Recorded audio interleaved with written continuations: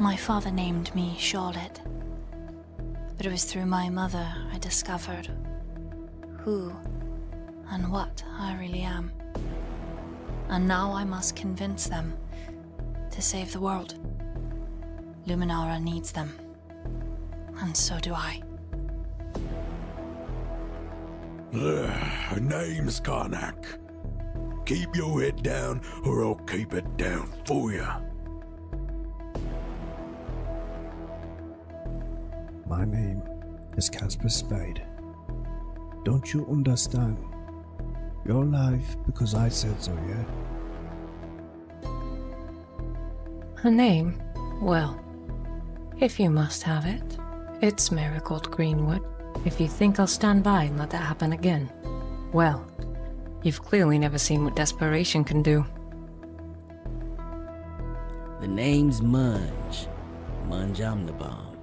It ain't about how good or fast you are.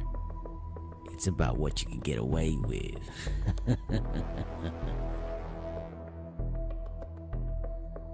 My name, you ask? You may call me Zha'Vani. The laws of magic I find to be more suggestions. The name's Lucian Veilsong. Most people say I'm a man of many talents. And others,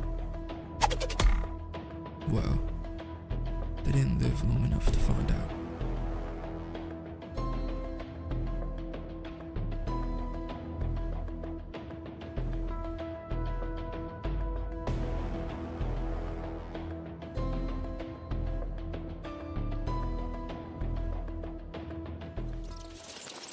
Hey, welcome in everybody to this week's episode of The Brotherhood.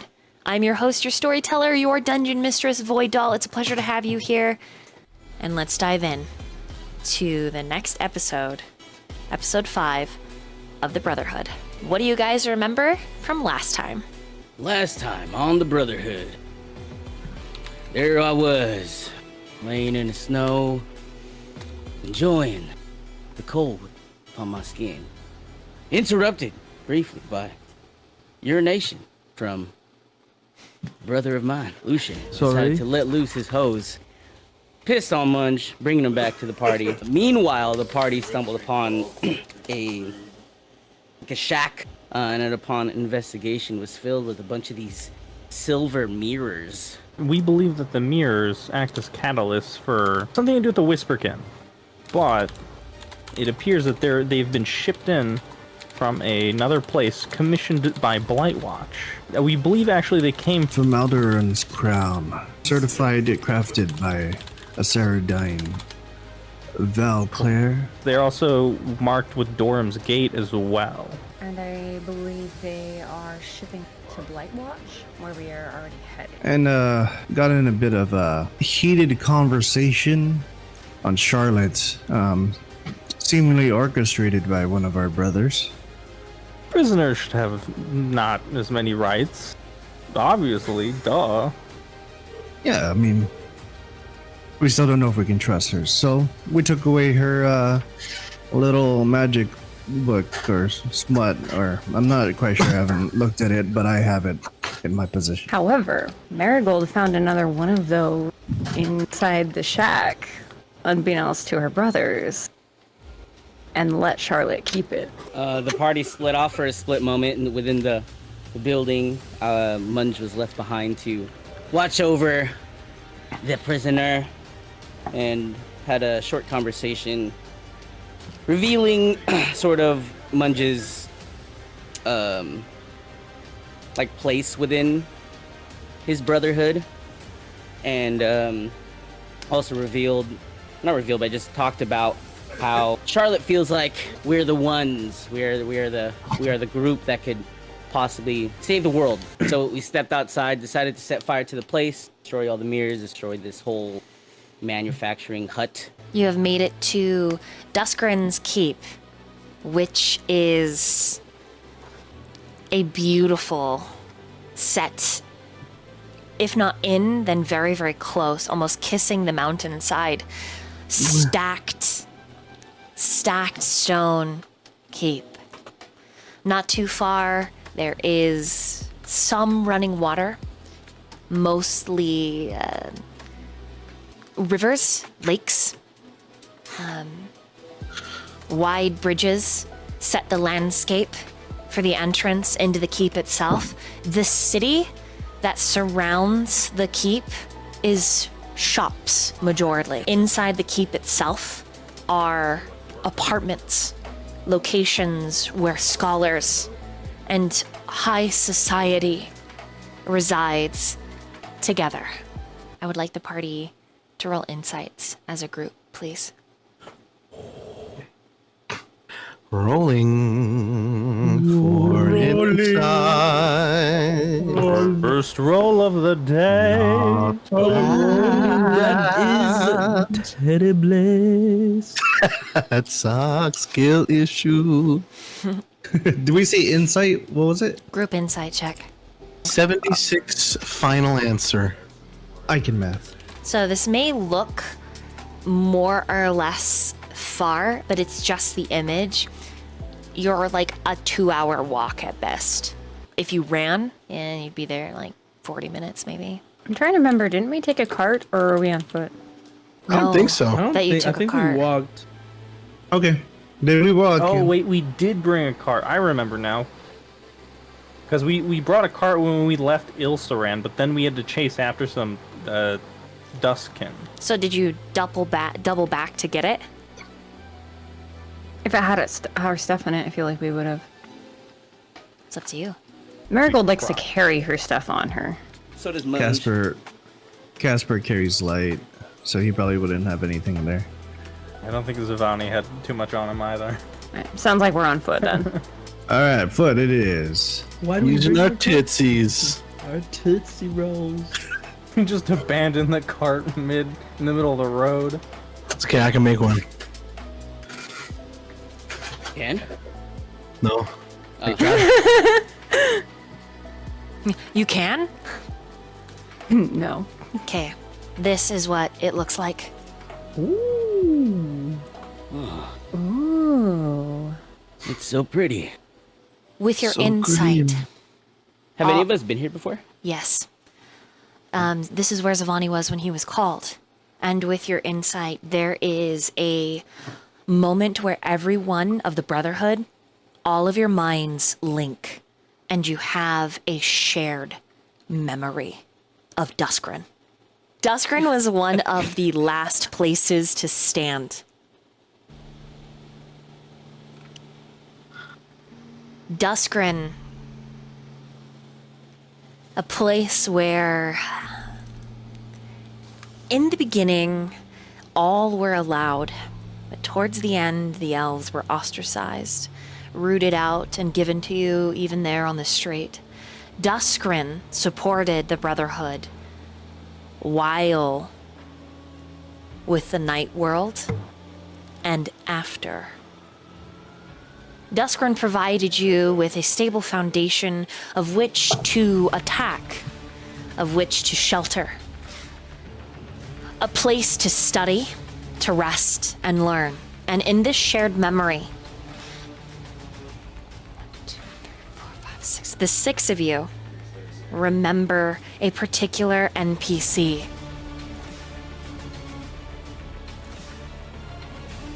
She was covered in scales. A merfolk made mortal. Originally, she had come to all of you to provide you with intel and training. One of you had no idea how to swim when she first took you to training, and it was in these rivers that you learned. You donned your selkie skins, so to speak. This aquatic merfolk, a cousin to the aquatic elf, grew particularly fond of one of you.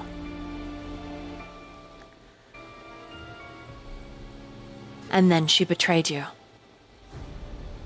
After you turned from the night world, an echo of a reflection that she deemed as wholly worthy considering that the elves hunted her kind for the medicinal remedies that her folks' tales provided. The scales of a merfolk similar to the horn of a unicorn.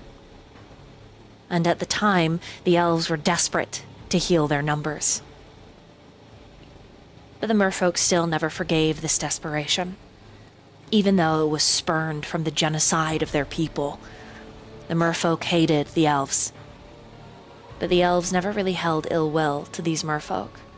And so when you turned from the night worlds, she attempted to kill you, Lucian. All of you remember your brother dying in your arms. The claws that had entered his diaphragm and moved up into the lungs and heart. You remember what it looked like for him to be spread eagle on the ground. There is a rage, and I need all of you to roll a charisma to resist. I've seen that several times. To resist the demon. Charisma.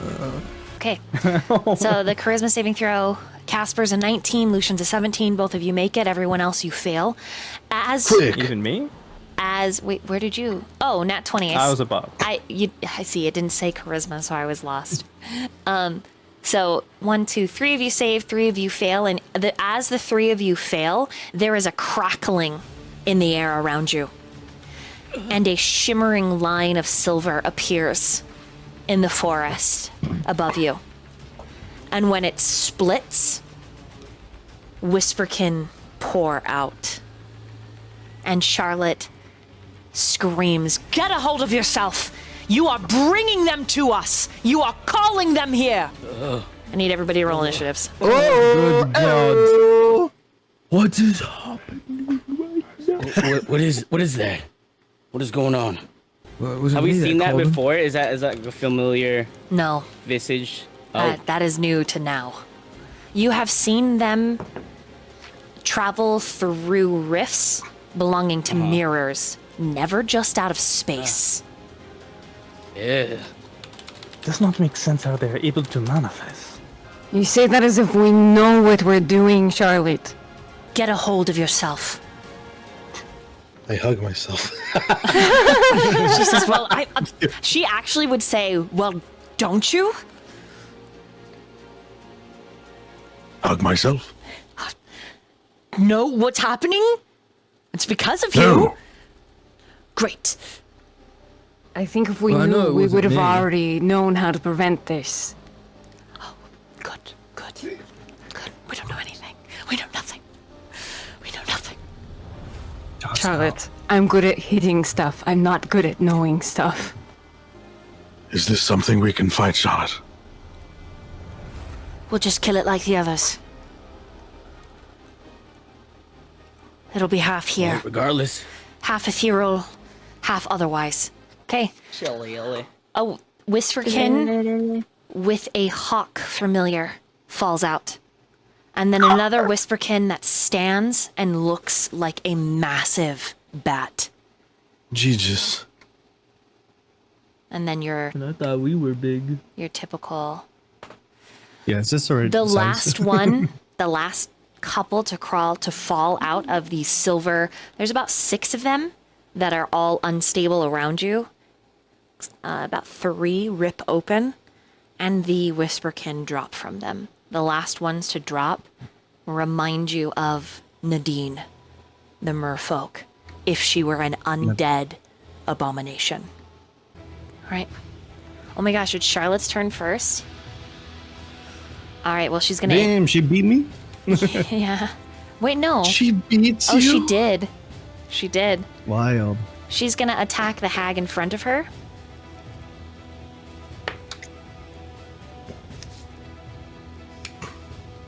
The hag, the whisperkin that looks like a hag. She does 25 points of damage.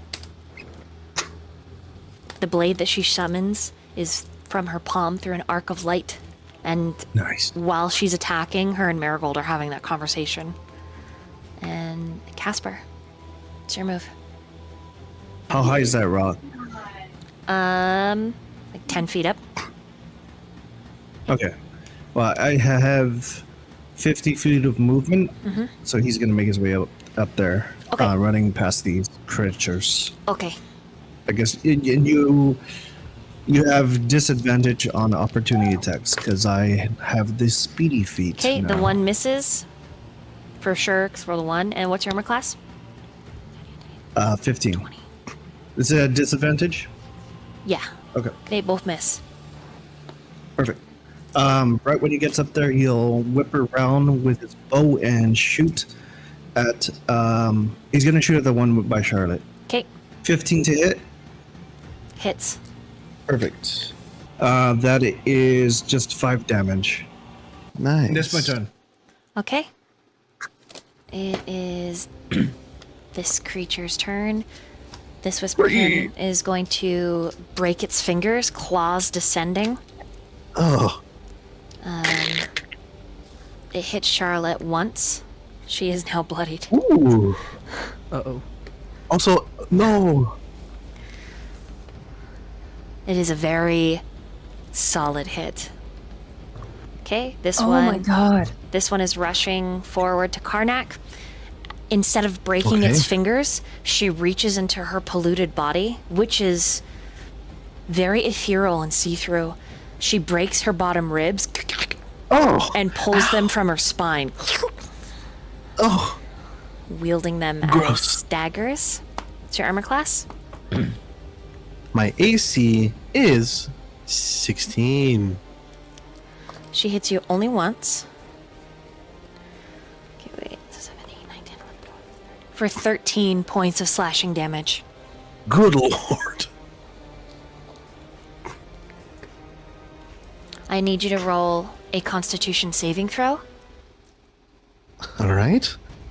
Con save is 13 plus 4, 17 in total. All right, nothing happens. You succeed. Okay, I would like to use a reaction to that attack, Hellish Rebuke. All right. And that is going to be 2d10s in total for 13 fire damage.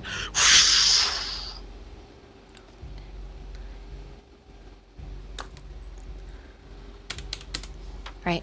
She lets out a screech, her skin bubbling. Perfect. Yeah. All right, Lucian. What's your move?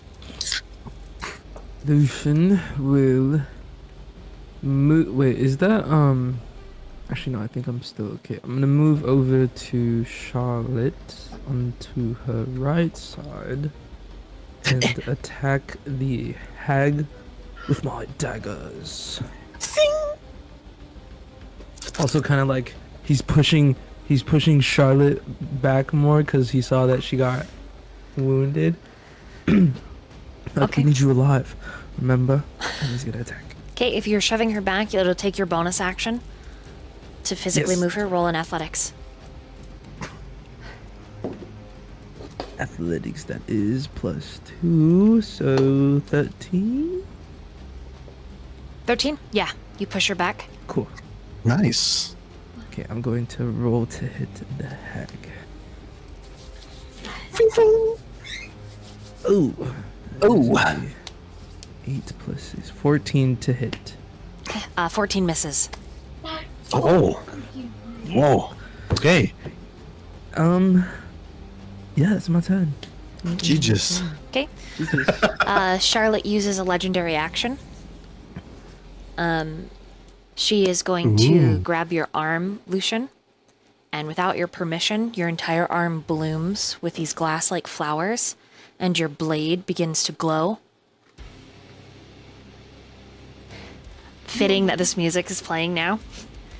Oh. But I actually need to introduce to everyone the elf song, which was sung by Nathan. Oh. Hell yeah. So I think this. your weapon, as you strike with it, begins to sing. The blooms all down your arm calm your inner demon. Go ahead and roll another charisma saving throw with advantage. And let me Natural upload. 20. Okay. Okay. You are free from the rage. And as you calm, the second sea-like hag creature, she disappears. She fades. Oh. Oh. As if you've just unsummoned her. All right, can we hear it? Not yet. Let me... I think stream can hear it, but I don't think we can hear it. So for us, I'm gonna put it for you guys in...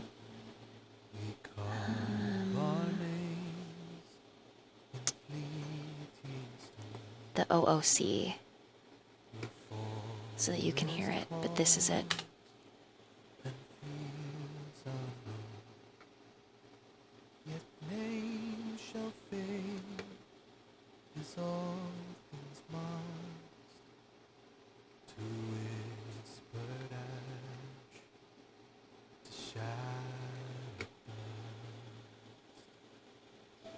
So play that. That's the song that you all hear. Ooh. Mm-hmm.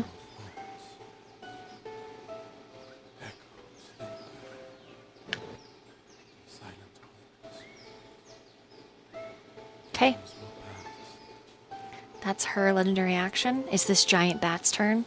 Listen to it in the Discord. I'm sorry, guys. I'm not sure how to get it to play through the stream just yet. No, it's good. It's awesome. Okay, so the giant bat rushes forward to claw at Marigold. What's your armor class? That is. Sorry, let me tab out of this. 17. Ooh.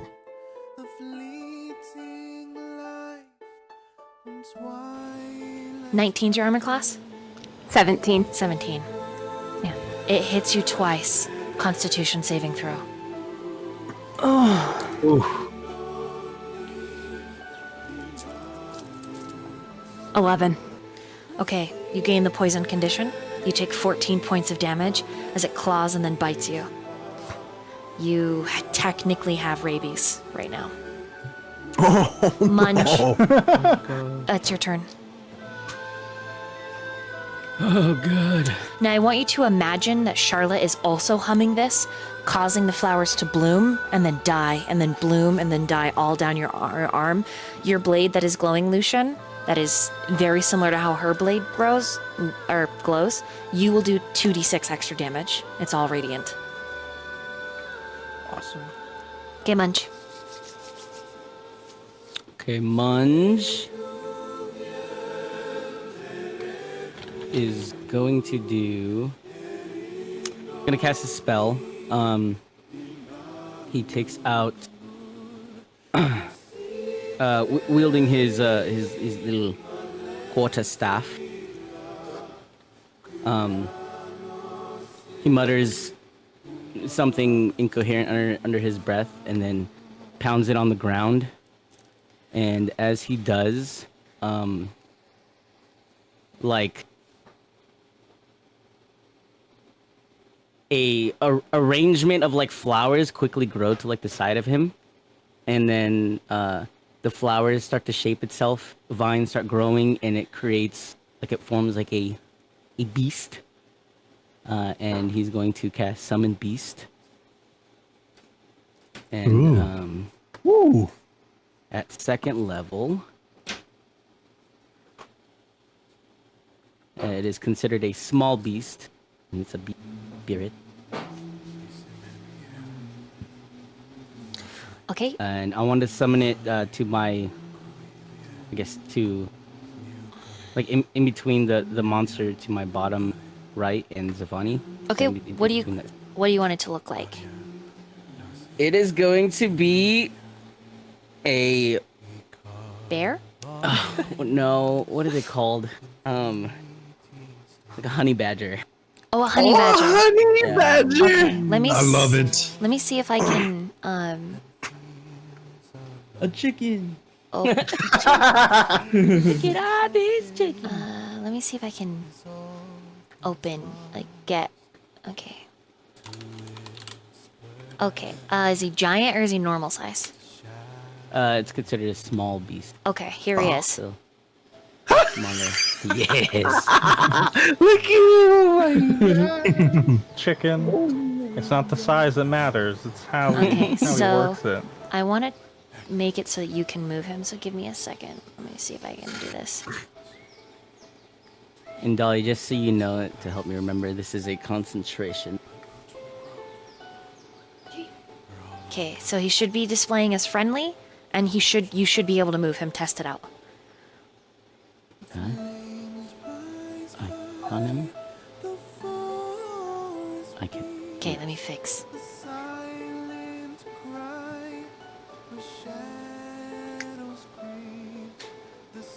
Badger, badger, badger, badger, badger, badger, badger, badger. Mushroom, mushroom. Mushroom, mushroom, badger, badger, badger, badger, badger, badger, badger, badger, mushroom, mushroom. Sword appearance. Oh, snake, it's a snake.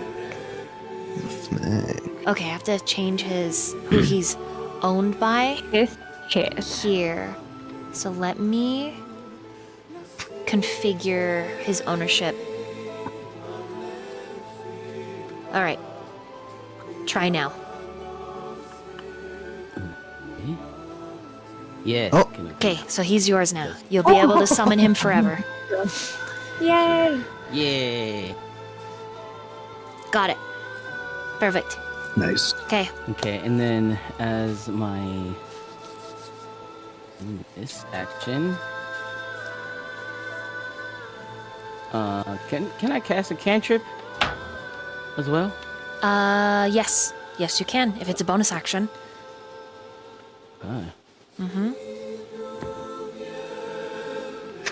I've actually never used this spell before. I want to use Magic Stone. Okay, what does it do?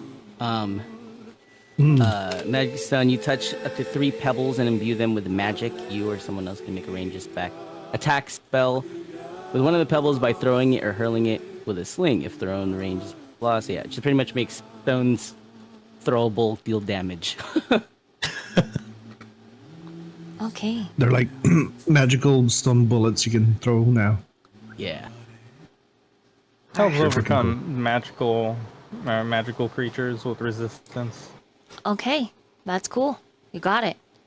So Okay. they're like, So I'm gonna turn back on the battle music if that's okay. yeah. Okay. That was a really good song, Nathan. Yeah, good job. Yeah, I was getting in this. I just wanted to say, having that like chill, like vocal, like music in the background was a different mindset and mood in a battle, and it's really cool. It's like very ethereal. It felt very like Almost slow motion, like cinematic, yeah. Yeah, cinematic scenes. Yeah, it was really cool. And I'm gonna pick up these 3 pebbles, 'Kay. and I'm just gonna put them inside of my beard. It's gonna look funny, but then out from my beard, you just see like a pebble just shoot out from underneath my chin. And this is just for flavor, Dolly, as it shoots at the one to the bottom of us. And It's so canon now forever. That's the only way you can shoot. Beard shot. The summoned beast does have. It goes right after you. Yeah. Okay. Yeah. Okay. So I'm gonna roll to attack with pebble. So +7. Oh, does a 10 hit? Rolled a 3. Take your time. Okay, it does not hit. All right. So just out of my beard, the pebble flies over the head of the strange-looking water beast. Or it like bounces off of Zha'Vani's ass, and then your beard giggles. Then and then that's the end of my turn. And then so the badger is now going to Same one to the bottom right of me. Attack that one. It has a multi-attack. And so it is going to maul twice. Here you go. First one's a natural 20. Okay. Hell yeah. Let's go. Second one, I'm just gonna roll the second attack as well. That one is a 22 to hit. Both hit. First one will do double max damage for the tier. And then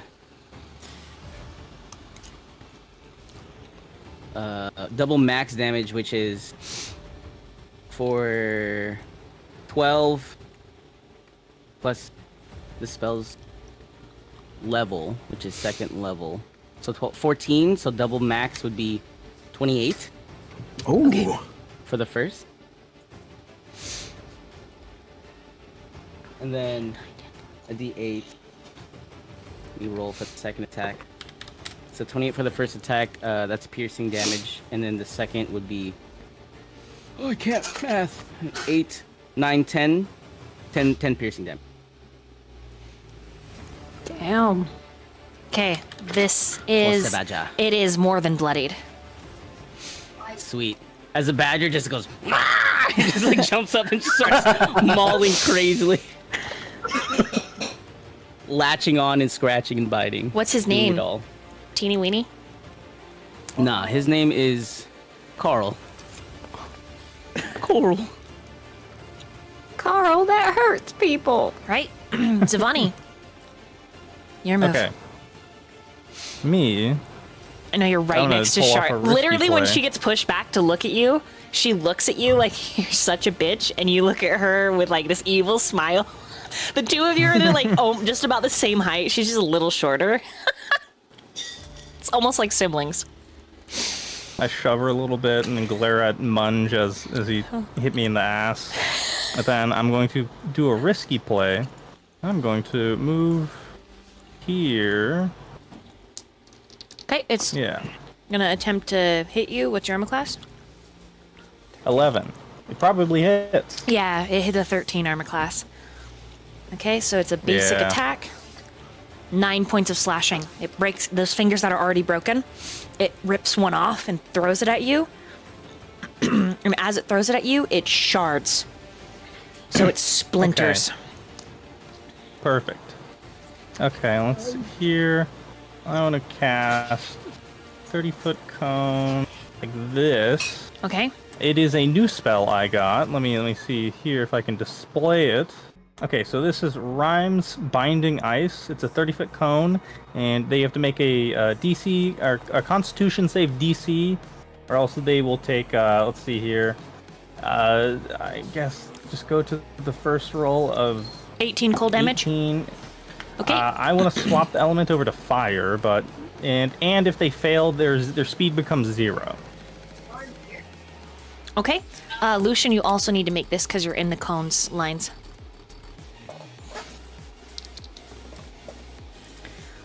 What DC do I need to beat? 14? Oh my goodness. Okay, so the bat made Yeah, it. con save 14. The Whisperkin. Okay, so he takes half damage. The Whisperkin He's not hindered. Okay, Whisperkin did not make it, and the Hawk made it. Okay, fantastic. So you meet the save, so you only take 9 fire damage and you're fine. Lucian's just gonna look over. Really? Magic is a bit of a complex element. Okay,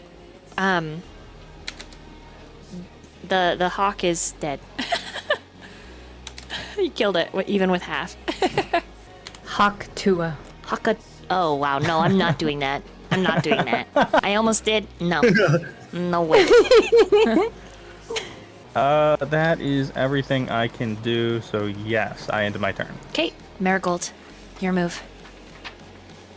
All right, Marigold is going to step over and try to prevent anything from coming up on the side of Charlotte.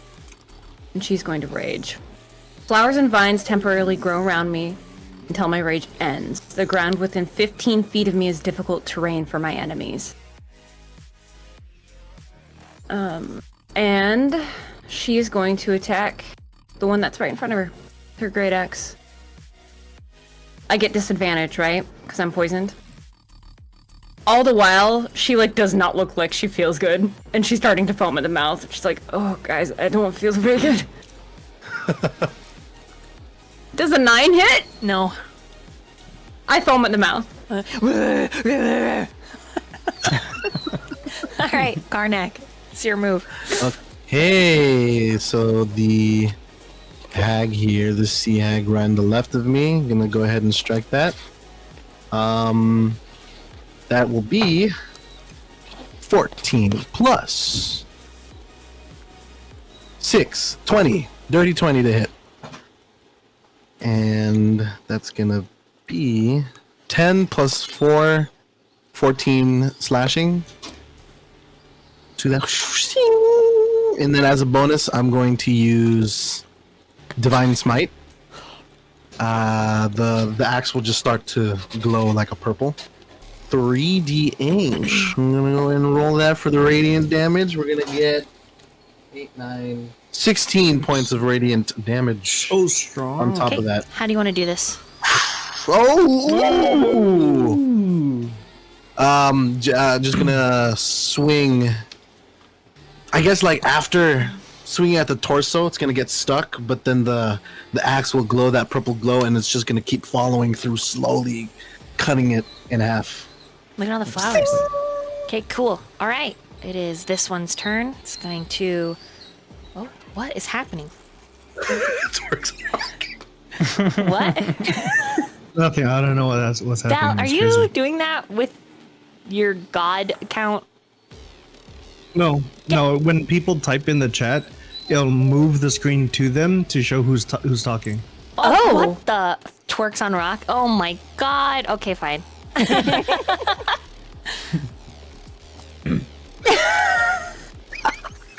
Thou should not have made that known. No, stop. See, stop.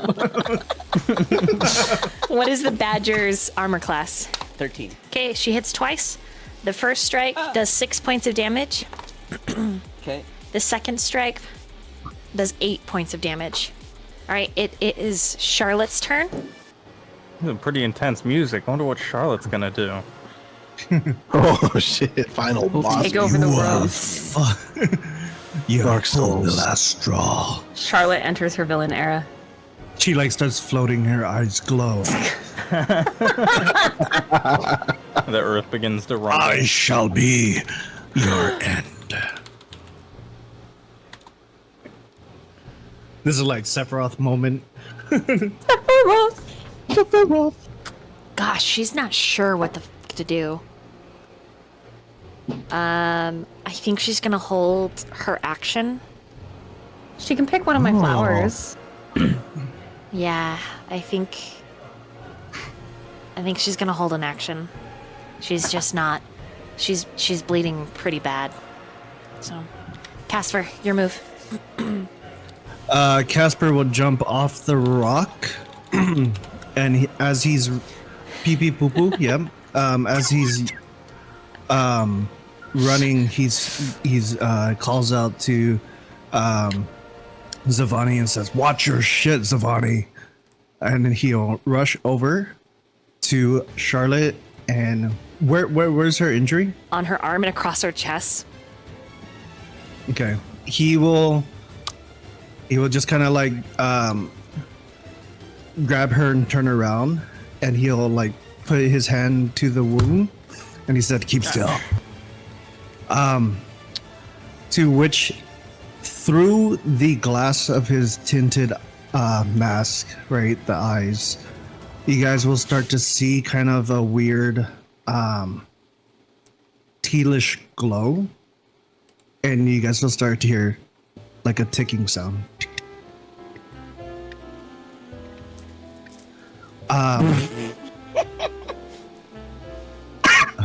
Hello?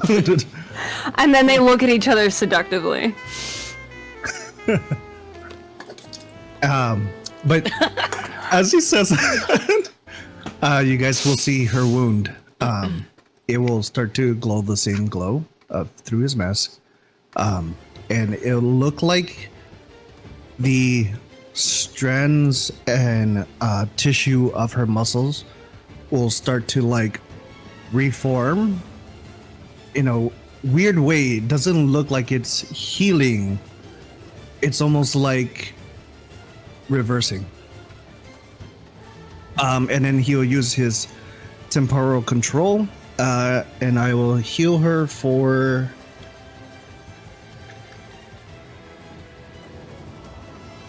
10 points of damage.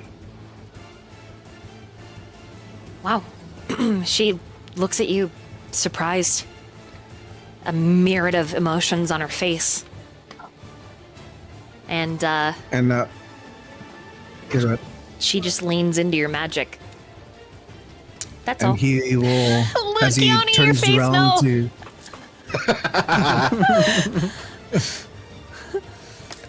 As he turns around to kind of prepare for the fight continuing, he'll say, "So you can still cast your magic even without your book, eh?" Some things are innate. You should know this. That's my turn. Is this Whisperkin's turn? It's gonna claw at Lucian twice. That is a critical. Oh shit! And 23 to hit. Yeah. Yep. Okay. It is. The critical does 22 points of damage. God damn! And the secondary hit does 6. As this Whisperkin claws into you, Lucian, it says, "The end is coming for you, Brotherhood. You will not survive the tide." Lucian can't even say anything. He's just in so much pain right now. This one rushes forward to attack Munge. Misses both times, both natural ones. So it it breaks its finger, and then it's like, ow! Wrong finger. Lucian, your move. Okay. He was. Oh my god, dude. I am. Help. Help. Help! He's gonna attack the hag in front. With the dagger. After getting hit, he's kind of like dazed in a sense, but then he just focuses in, and all he hears is Charlotte's hum from earlier, and he's going to attack. 19 to hit. Hits. Damn! 15 points of damage. How do you want to do this? Yeah! He's gonna be, Grab his dick and twist it! he's gonna be holding his chest as the hag tries to strike one more time. He's just gonna weave under, turn around, do a little Winter Soldier like dagger flip, and then stab the hag in the chest. And he's turned around, so at this moment he just sees Kasper with his hand out with Charlotte's back turned since Kasper's like hand is in like the chest area, he's just gonna like feel like a little bit of jealousy and then rip the dagger down the chest of the hag. Ooh. Hell yeah. Still in hella pain. I'll touch your chest after, don't worry. That makes it the giant Whisperkin bat's turn, and it is going to move away from Lucian, so you'll get an opportunity attack, and move down here to attack Karnak. 16 to hit. Hits. 13 points of damage. How do you want to do this? Ooh.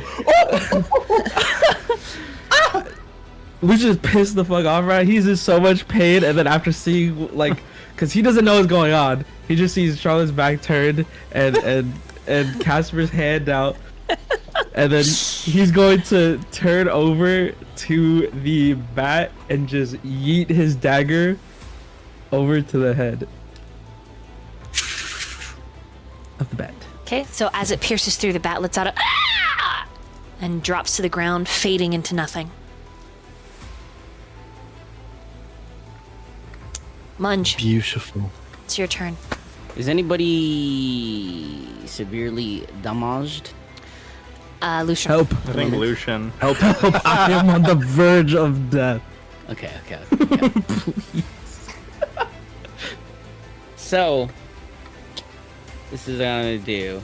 Munge is just gonna look towards Lucian, and he's just gonna like give it like a heads up, like point his chin at Lucian. And as he does so, from his beard, an animal flies out of it. It is a sugar glider, and it just comes rocketing out of his beard and like glides towards Lucian. As it does, it's like and it's gonna as land space wise, yeah, just like the left of Lucian, and then I am going to cast Cure Wounds at 2nd level through the familiar. Oh. I didn't know you can do that. Yes. Familiars are great. So familiars can deliver touch spells from its master. And so I'm going to heal you for 2d8 plus 5. Oh my god, Munges is a Disney princess. Oh, that is terrible rolls though. 4 plus 5, so 9. Get 9 HP. That's something. That's something. Thank you. As a sugar glider just sticks next to you, and you see its like little hands reach out and touch your foot as you feel this this greenish energy flow through your body, and then it immediately sits down lazily and starts munching on a berry. Okay, as a bonus action, I'm just gonna reach into my beard and grab one of the stones and flick it out at the one next to me. And gonna roll to hit again. A 7. Ooh, that is a natural 20 again. Nice. all right, double max damage. Woo. Double max damage, so that is 6 plus 5, 11, 22 damage. Oh my gosh, on the C one or the other whisper king? Yeah, this sea hag to the bottom right. Okay, how do you want to do this? Yippee! So as I do, so like I turn around and point my hand at my sugar glider, this green energy, and then with the other hand, I'm just gonna reach into my beard and throw the stone out. And it's cool the way the stone looks, because like when I throw it out, it's like there's like a green like vine that kind of extends outwards, and then you can imagine it's like wrapping around the stone itself, and then as I do, the green vine like pauses in its space and then launches the stone outwards. So that's kind of like what it looks like. And so as it does, I'm like aiming for its head and just like pierces its head. Okay. It's surprisingly clean. Not as bloody as Lucian's previous kill, but effective nonetheless. Anything else for you, Munch? That is it for me. Okay, Zha'Vani.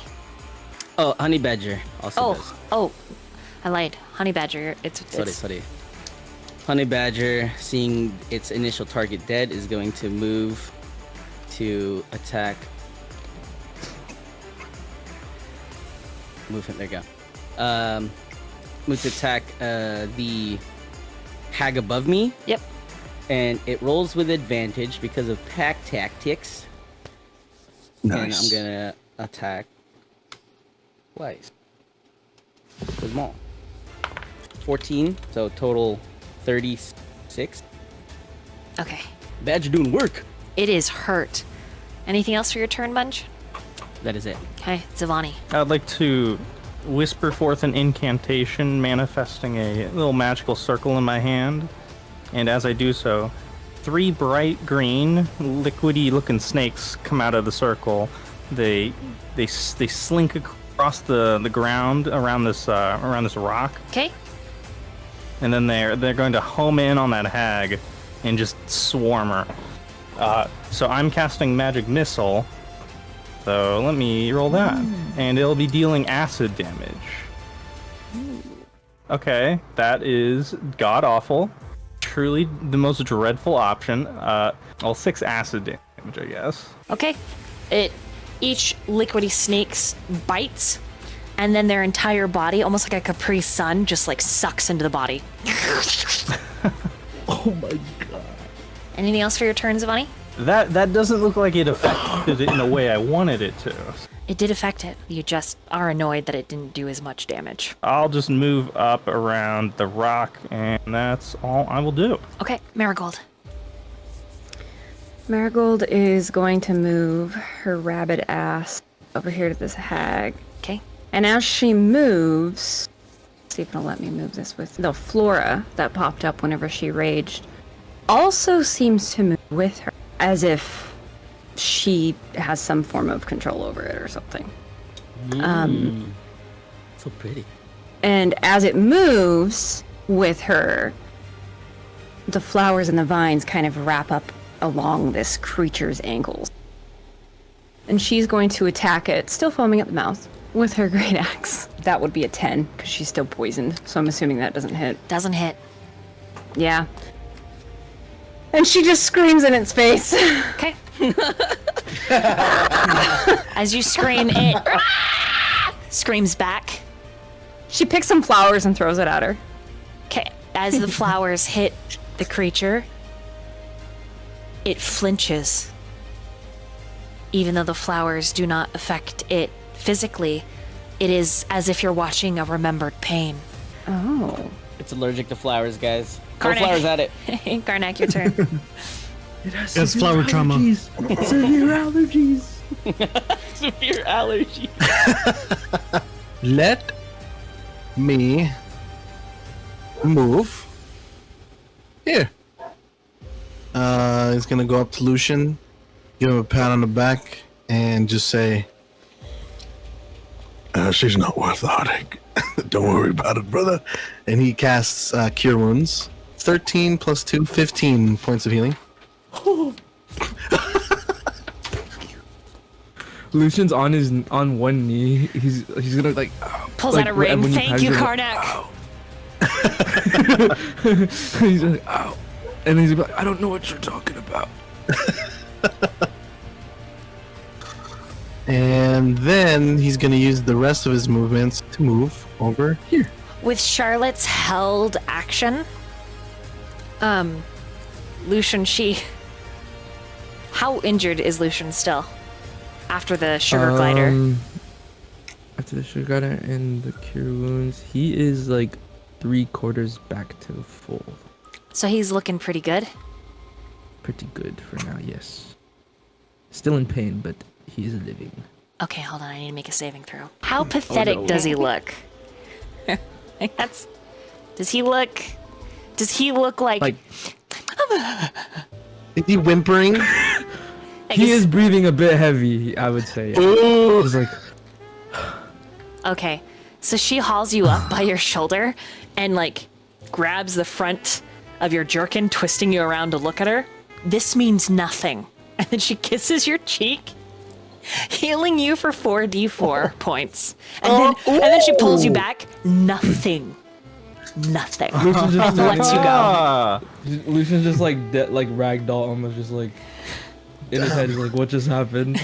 So go ahead and roll the 4d4. Okay. Oh no, I'm injured too. Wait, you said 4d4? Mm-hmm. Okay. And so that's the noise in Lucian's mind when she grabs you. It's like, oh. the noise in her mind is like this, right? Like, got a battle. Oh my god, thank you. Okay, he's fully healed, but Lucian goes, I couldn't get one more of those, could I? He's like faking the pain. He's like, ow. Not Oh, in it your hurts. wildest dreams. Oh, it hurts so much. Right, Kasper, it's your turn. Kasper, he will chuckle at Lucian's shit, but he will like pretend like he didn't actually just laugh because he doesn't want anyone to know that. And then he'll take a Hold shot on. at this. Her passive perception is 22.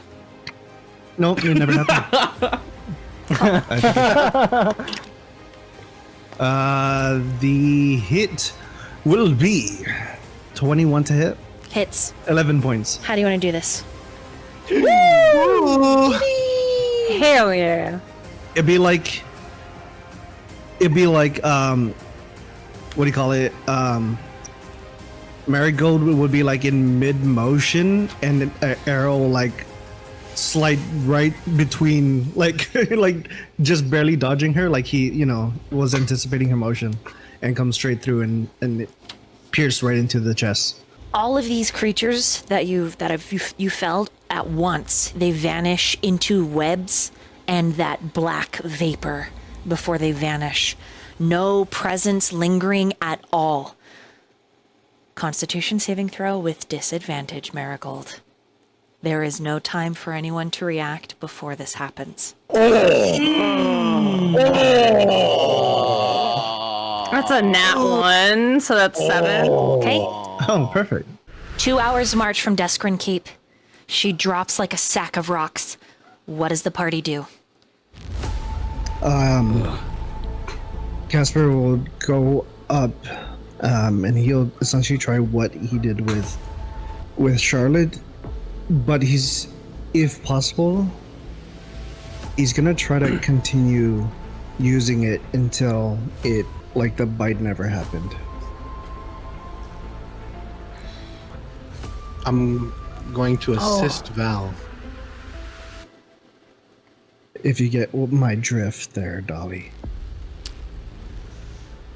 I would also like to try to assist, just because rabies, is that something in my time in nature, am I familiar with like what this looks like Oh, yes. versus how she's like acting and stuff? Oh, yes. So I would know most, kind of like what's going on. Yes, and most of the Whisperkin's war beasts were all rabid.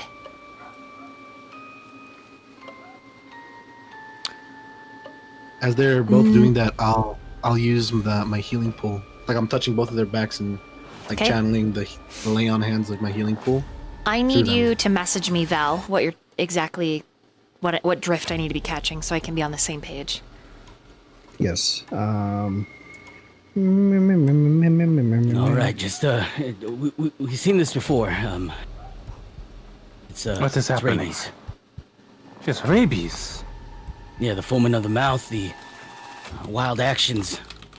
She's usually wild, but not this wild. Is there any cure for rabies? I may have something, but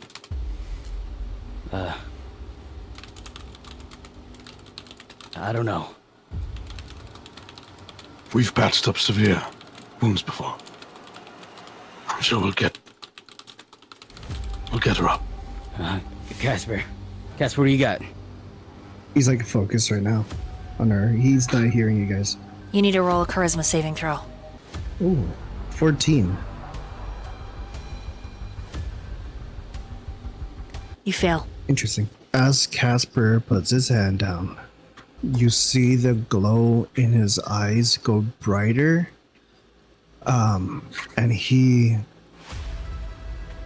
you guys know his frustrations, right? It's bright. Like, I think this glow would start to like cast a shadow on you guys, even in this daylight. That's how bright it is. As he's trying to reverse what's going on. You see the injury reform, not like it's being healed, but like almost like the puncture itself is going backwards. It's The impression growing inwards, reversing.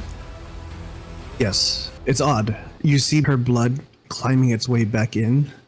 You see the tears of muscles start to Like smoothing upwards like clay. and bend backwards and reach out and reconnect. But as you guys see that, you also see Kasper, his body, his form get thinner, get maybe a little shorter, but youthful.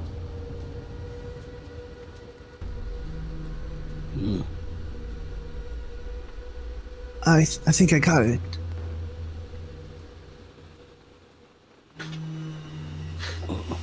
Kasper, what did you do? Marigold? Is Marigold... What does Marigold look like? The rabies are still pouring through her, but the seizing has ended. Is she conscious? No. Karnak, your entire pool of flay on hands is absorbed, spent like it was nothing. All of you hear a voice very similar to that moment of a shared memory. And the voice, it is very familiar, but I still want you guys to make a group history check. Okay. Just to see if you... I'm gonna use an inspiration. Me too. Me too. Oh, inspiration. I should have done that. That's crazy. That's better. Oh my gosh. Okay. Oh, wait, I gotta roll this with disadvantage.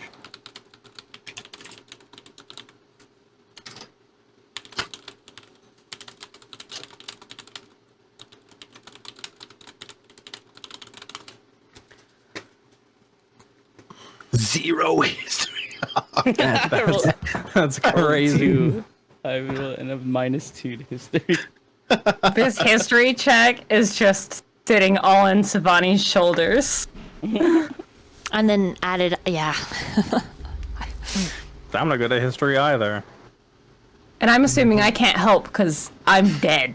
You are unconscious. not I'm unconscious. conscious. Nathan. What was your first roll? Mine was a 4. Oh, mine was like a 6. Dude.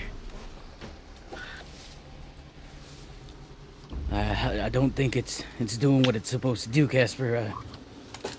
But she's... Does she look like she's at least stable?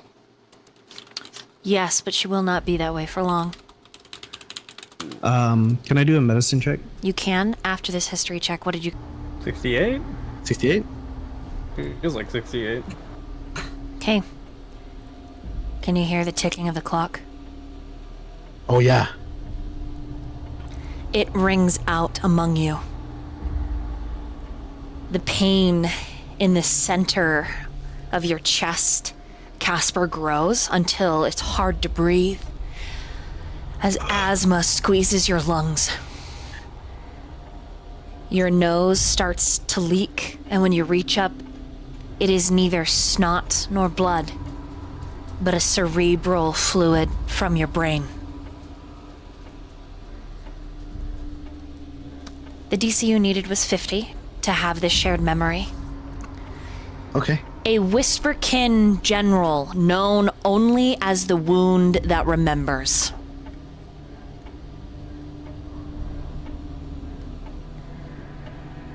All divine healing is useless against this entity. You must heal her the old-fashioned way. She has 10 minutes to live. The voice is his.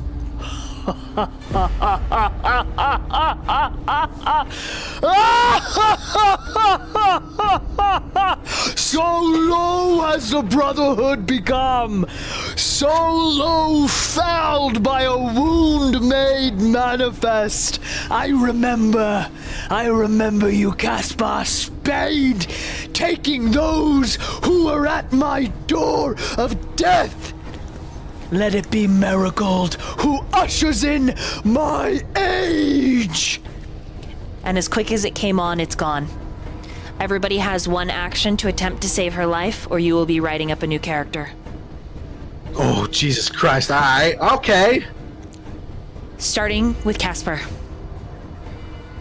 I take out Unless you tend to your asthma, you have disadvantage.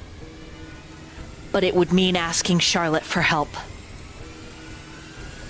I take out the Pig Tom's ointment. Okay.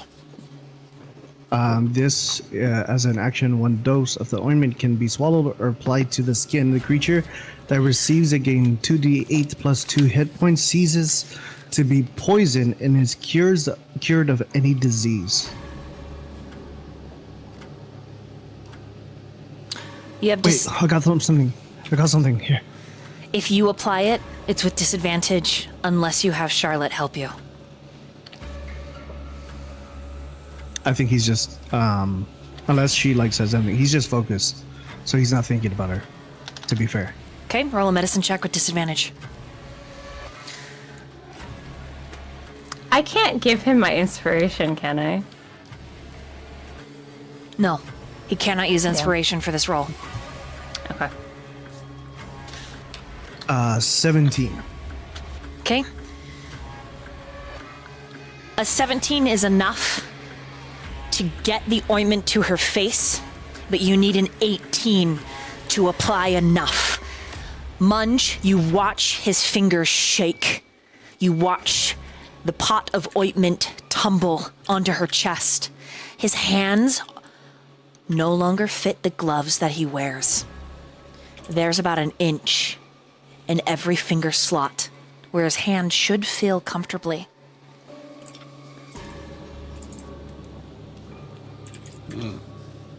Munge, it's your turn.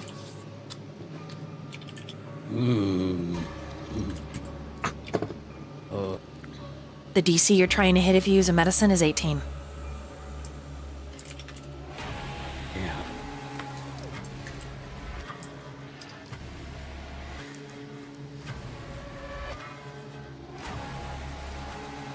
Oh, I don't really have. Okay, so the voice in the head said like any kind of like pretty much any spells, magic isn't not. Yes. You all, okay, so something else, just a little piece of history for you. I'll pause the timer, hold on. Okay, the wound that remembers, so there was a brotherhood within the night world. And when you turned against them, they each took on manifested traits. The wound is their healer and surgeon. He's the antithesis of Kasper.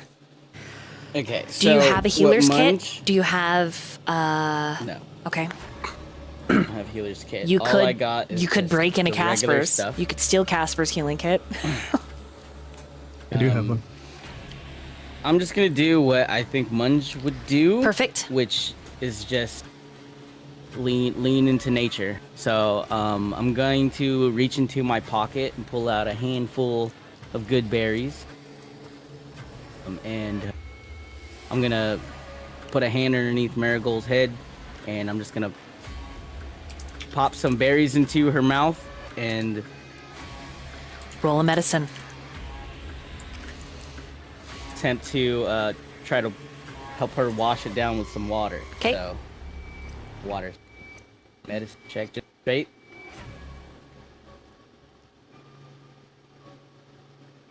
Okay, it's a +5. You use the dice I was rolling fucking natural 20s with. Come on. Give it to me. I am not even kidding. I am not even. Look at this.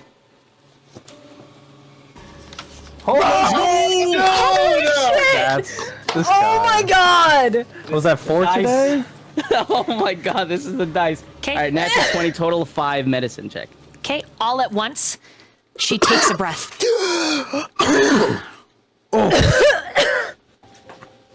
Easy now, easy now. Swallow, don't choke.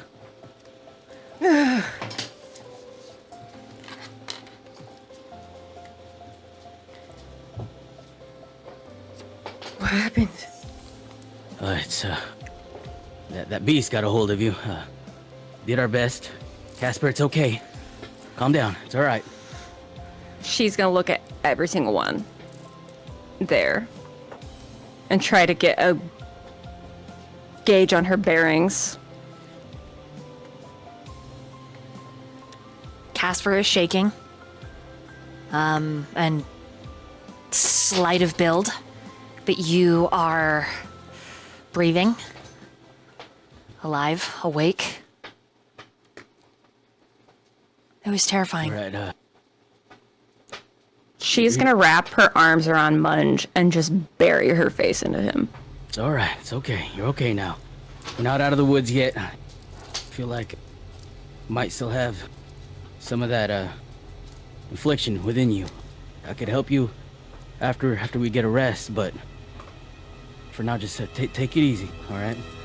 I don't even think I can move if I wanted to. I'm gonna look up at the rest. What's everyone else doing? Let's get up, Marigold. I'm gonna put your arm around my shoulder and pick you up. She's just dead weight. It's alright. She's not even trying to help you. Roll in Help athletics. herself. What's Lucian doing? I'm gonna be on the I'm gonna- opposite side. Can I assist? Yes. Roll with advantage. Karnak. On that athletics. I'm gonna, Advantage, okay. I'm gonna pick up Marigold's axe Okay. and just hold on to it. Zha'Vani. Zha'Vani thumbs an iron coin as he looks at this situation before him. Before turning to Kasper, is this in any way magical? Well, obviously it's abnormal, but is there any way I could see what sort of is affecting him per se? He's covered head to toe in masks and cloaks and gloves and wrappings. You're right. Okay. So you could That's- roll that's and fair. make an educated guess. As you're doing that, Charlotte approaches you, Kasper, as if she's approaching a wild beast.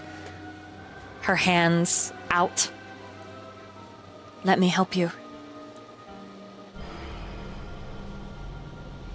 What? Let me help you.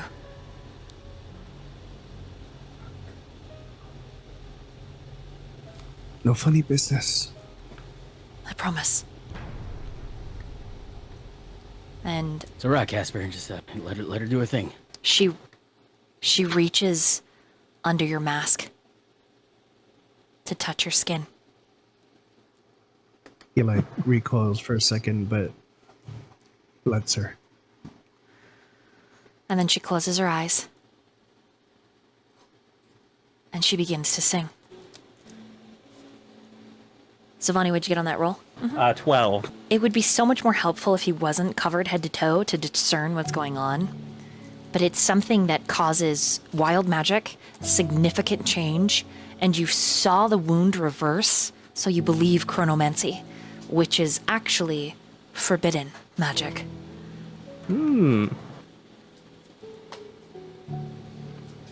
Dolly, since I noticed like the fingertip thingy, would Munge know if this is related to the things that he knows? Yeah. He assumes, but you're gonna want to have a talk with Kasper privately. Okay, her singing actually provides you with a chance to make another charisma saving throw. This one you can use inspiration on, and you have one. Karnak, what'd you get on your athletics again? 23. Okay, Marigold, with Munge's help, it's easy to maneuver her. Alright, I easy would now. like to use my inspiration, please. Okay, go ahead and roll. 18. You return to yourself, growing back into your senses. And then when her song is finished, she opens her eyes and they're glowing. They look like slivers of moonlight, or plates of them. That pale green. Oh, and she very slowly lets go of your face. And So like my form fills back in, right? Is that what you're saying? Yep. Could I ask of you, Dolly, to give her a perception check? I'm curious of something.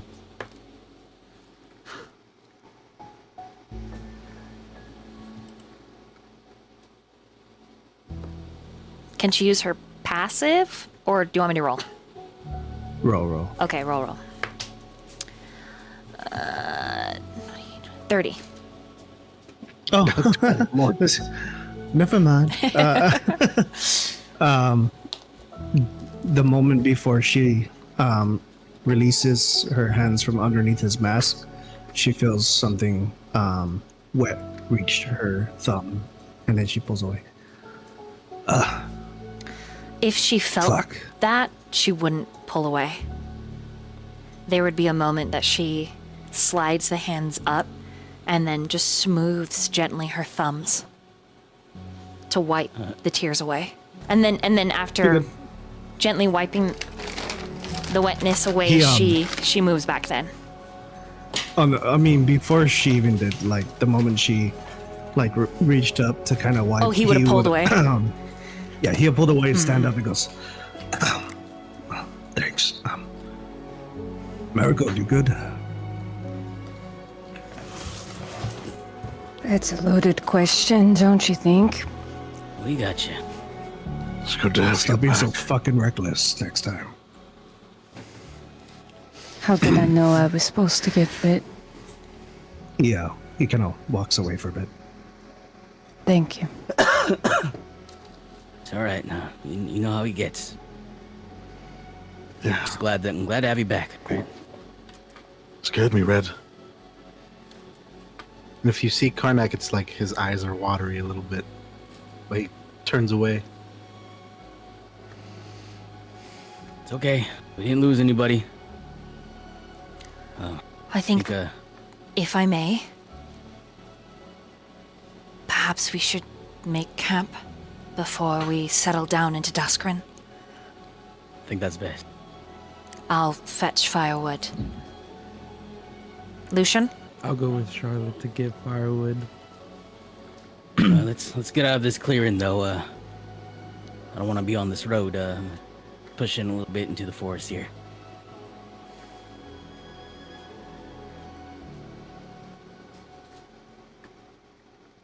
And yeah, I'm just gonna help Karnak help Marigold. Her feet are just dragging on the floor. Quick, just a small moment. I'm going to give everybody a chance to roleplay. But I wanted to start with Lucian. Roll a survival. 14. Two things you notice while you're gathering wood. And you do, you actually end up using Marigold's axe to fell a dead tree, and you know, you're like, wow, it's kind of fun, but damn, it's heavy. This is the only opportunity you might have to actually use it. And Charlotte's watching. This is a couple times. Of course, but Charlotte's watching you, and you notice that the second that she's watching Kasper, there seems to be something between the two of you that the side of you that yearns for that connection and that physical hunger is annoyed that Kasper gets looked at too, but it is what it is. You're just very aware of it. And then she's staring at you, and you have to actually roll a charisma saving throw whether or not you get annoyed that she's staring at you and not speaking. If you don't get annoyed, you can do something cheeky, whether it's twerking, wiggling, asking her if she likes the view, whatever, you know? But Okay.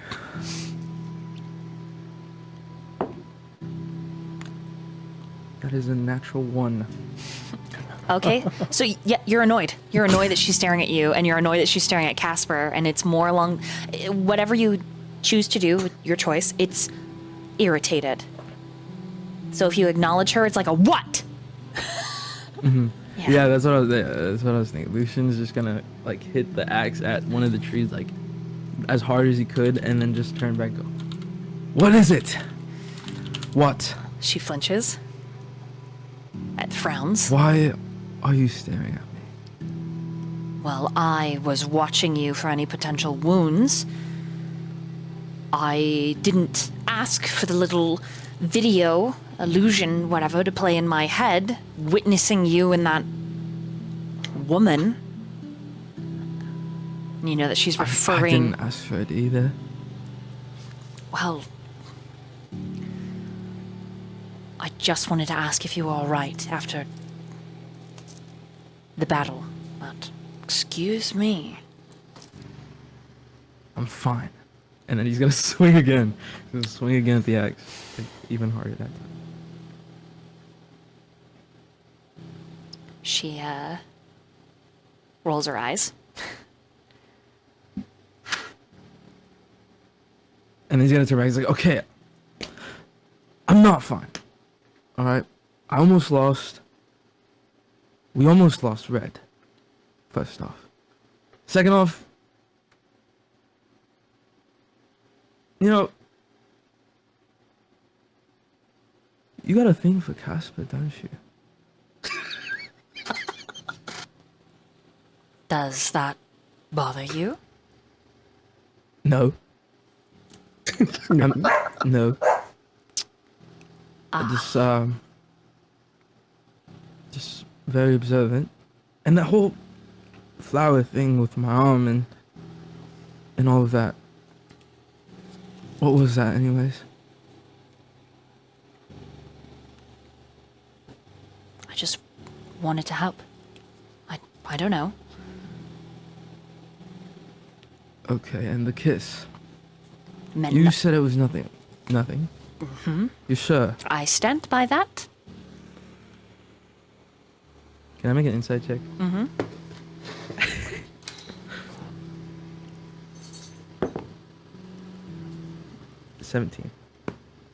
$17. She thinks you're hot. She's into you. You just don't know what her Lucian's just hang-up gonna is. She squint. clearly likes you, so what the fuck's her hang-up? You're like, available. Lucian's just gonna squint his eyes and just like, kind of like, what's the word? Not sigh, but grunt. You're like, ugh. Right. And then yeah, he's just gonna keep chopping away. Like a little help would be nice, you know. I think you're doing a great job. Yeah, you like the view. And then like, under his breath, She he's just gonna scoffs. Well,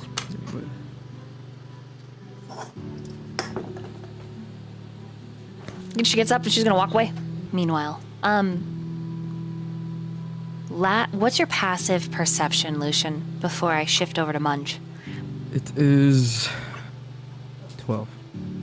She is muttering under her breath about you. You're not sure what.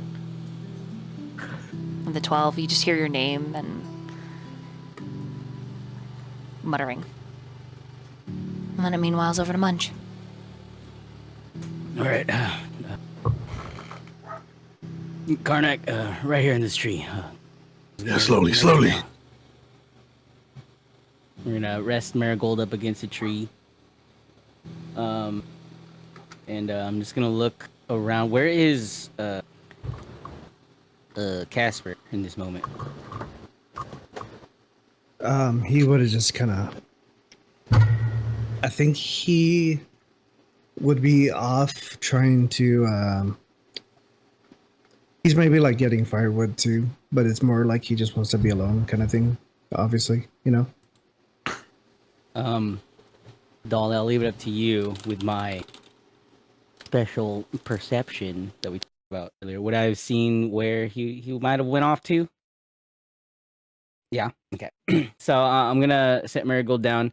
Gonna reach over to her pack, undo the bindings of the bedroll, start laying it out, and like, I'm gonna try like where I imagine the fire would be, like set up her bedroll next to it, and then Karnak, whenever she's ready to move, you could set her in this bed here. I'm gonna go looking for get us some food. I'm gonna go hunting for a while and then try to find Kasper. Stay safe, Munch. I'll be back. And I'm gonna split off and try to look for Kasper. Can I roll for stealth? I'm so sorry. You find him. What's he in the middle of doing, Val? You know what? I think actually what he'll be doing is like kind of tracking, looking for signs of potential something we can hunt as well. Roll a survival for me. Preparing for food. 12. Oh yeah, you find a rabbit game trail. You were looking for something a little hardier, but rabbits are the easiest. And as Yeah, Munge so finds you- you, you're probably actively hunting one. So, and I think Munge with your perception, you're aware of that. So you're not like ambling, breaking branches. You know, Okay. like, yeah. Go ahead.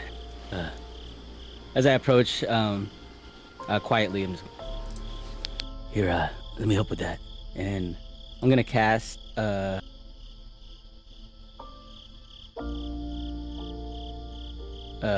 never mind. Don't have it. I need to rest first. But never mind. I'm not gonna. I'm just gonna watch him carefully, and I'm just gonna say, hey, after this catch here, I'd like to have a word with you. Yeah, let's take a shot. You catch one. It's painless. It doesn't even make a noise. Yeah. Alright. I start walking over towards it and to pick it up. I follow and stare at the lifeless hair in your hand. He ties it off, So- hooks it to his belt, continues forward to catch another. You will catch 3 with a 12. Okay. Whip those up into a nice little stew. Yeah. It's a You plan. hungry? Yeah. Hey, listen about what you did back there for Marigold. Well, thank you for always being the one to try to pull us out of the weeds, so to speak. Just doing my fucking job, you know? Yeah. Wouldn't have to if she didn't fucking get bit, but... Well, in her defense, things did spring up out of nowhere. We didn't really have a choice. She's our front line. But listen, about what you did.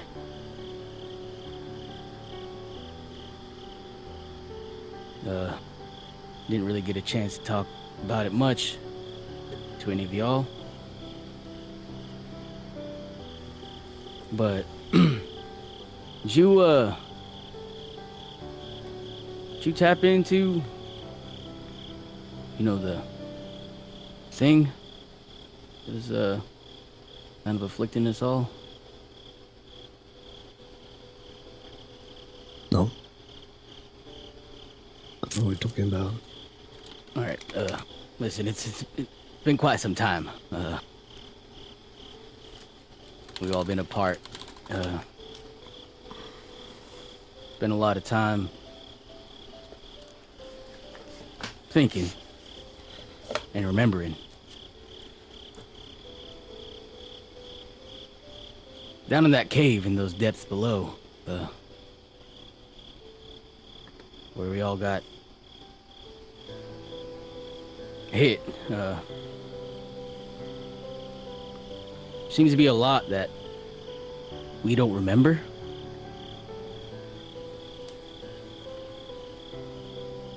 The thing is, kind of remember a lot of it.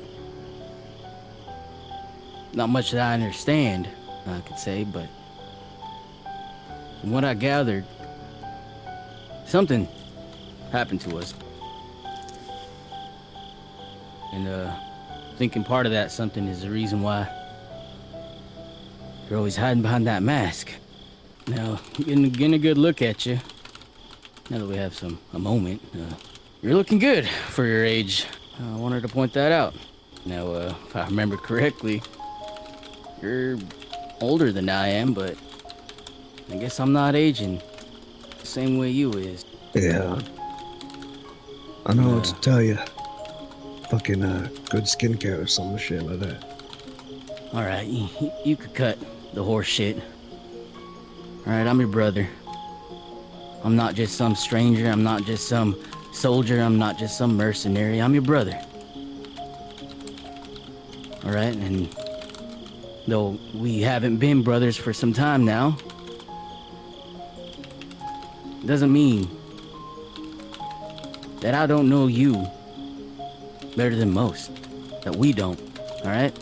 Now, I'm not sure what's been going on with you during all this time, but now I'm noticing that you're a bit more standoffish than what you usually were. Are we in this together? Are you still with us? I'm fucking here, right? Look. That shit in us, I don't fuck with that shit. But can you give me a persuasion check just so I can determine just how influenced he is? I sure can. At disadvantage, -20. I'm joking. Go ahead. I love this dice. It's not a 20 though. It's a 19. Persuasion. Oh, it's plus 0, so it's 19.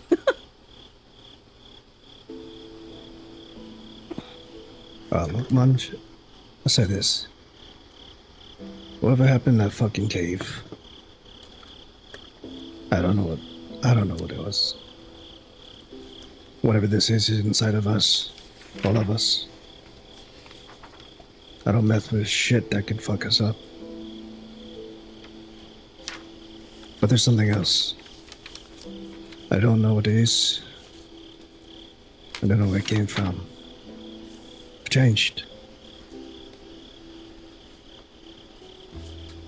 I'm not. He looks at his hands as the glove is fit comfortably around his digits and kind of brushes over his mask.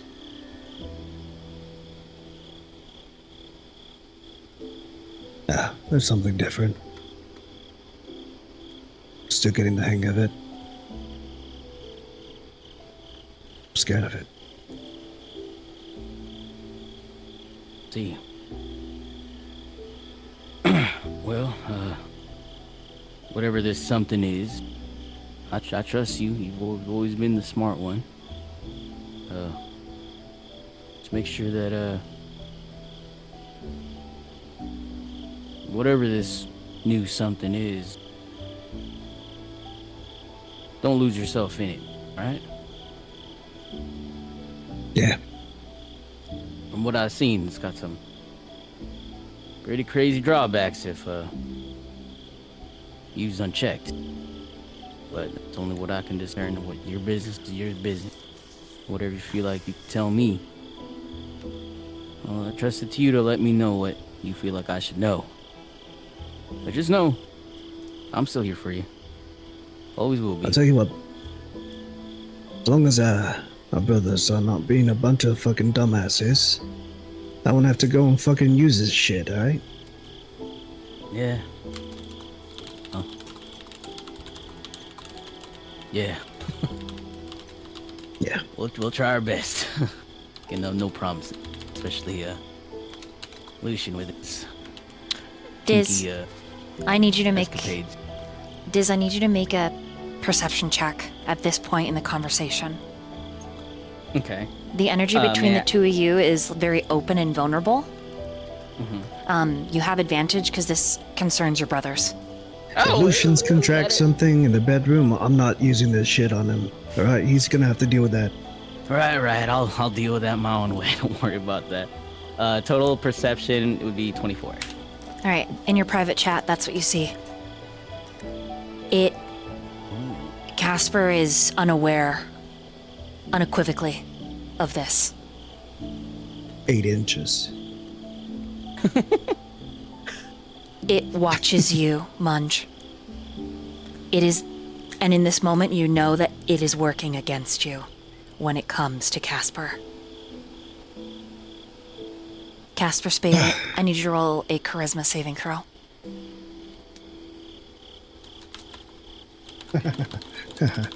Eight.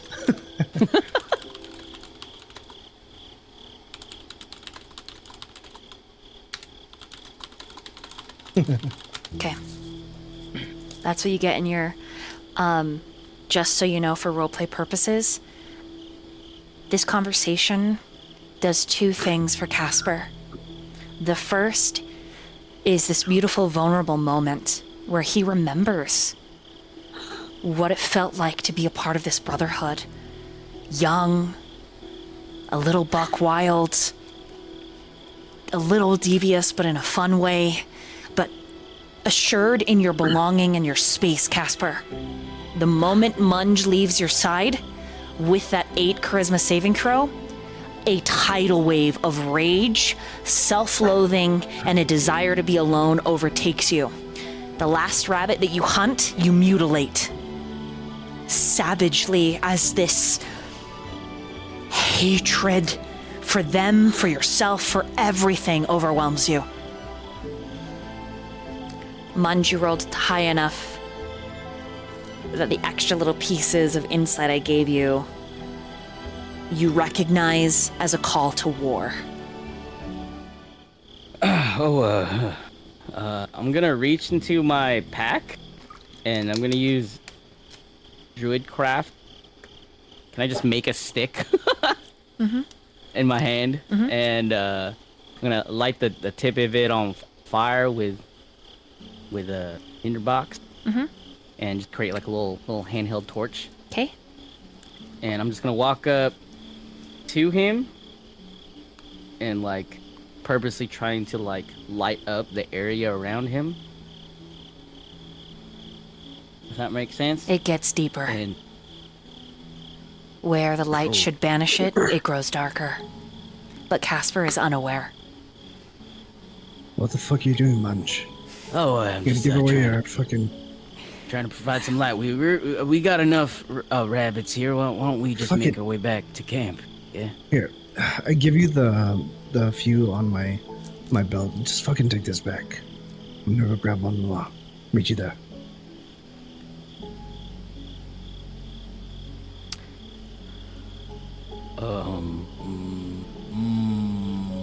Go on.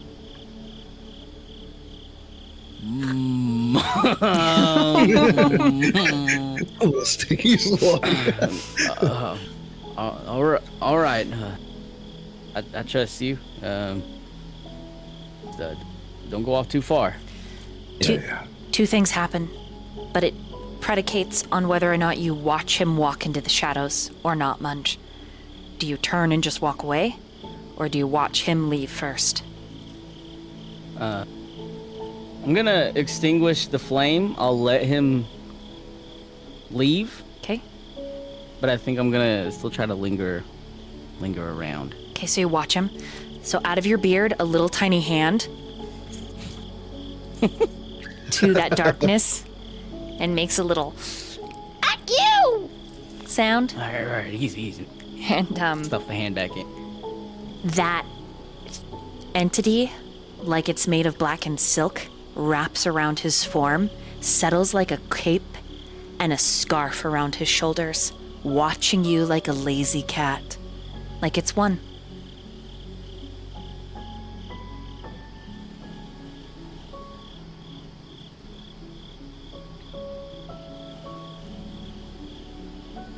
All right, I'm just gonna spend the rest of this scene just trying to stealthily linger behind and try to watch, keep an eye on him. Roll a as stealth. it continues to do this. Kasper, what's your passive perception? 16. What'd you get, Munge? 6. Awesome. God damn it, Munge. You're gonna scare off the next one. Just fucking head back. All right, I'm just gonna be honest with you. I don't feel right leaving you alone right now. Then fucking stay right there. All right. And he starts walking off. Do you stay right there, Munge? I'll give him some more space, but still gonna be somewhat. Okay, roll stealth. Yeah.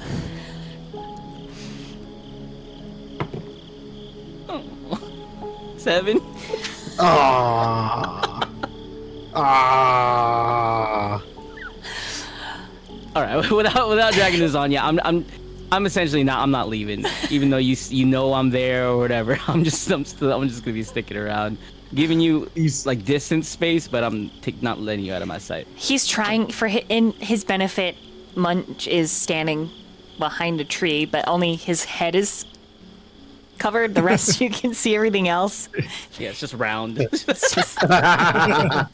Yeah, so He chose a thin tree for some reason. and then we'll meanwhile from there over to Karnak with Marigold. Karnak is gonna slowly bring his big towering body down to sit next to Marigold here. Scared the hell out of me, Red.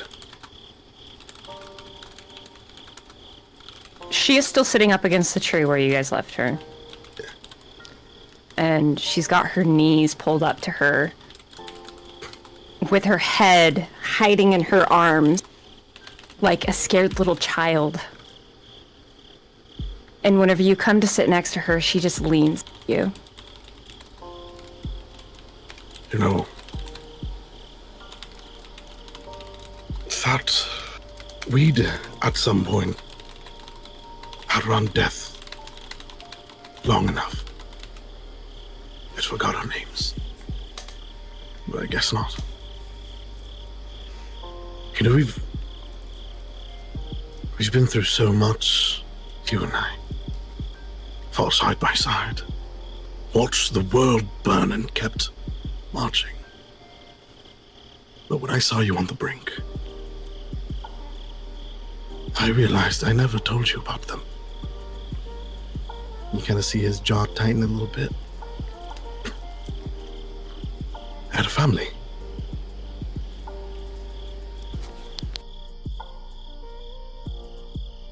Wife. Kids.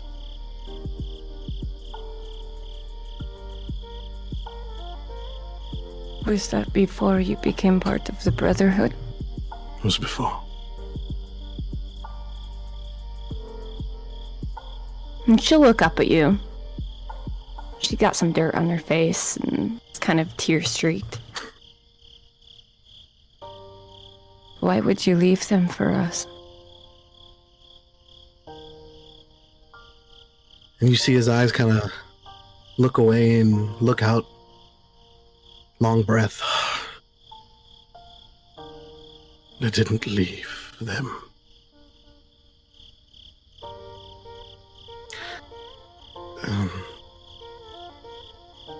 My wife, her name was Lithana. This will surprise you, but she was an elf. And I know in a world like this, that means something. People hear that and they expect the worst. Maybe I did once too. But she was calm, steady. She could silence a storm with just one look, and somehow she saw past all this. And he kind of like, you see his hand gesture towards his form. And she loved me anyways. 2 kids. Callan, a boy. Loud, fearless. Always ran headfirst into trouble just like me. And my daughter, Solara.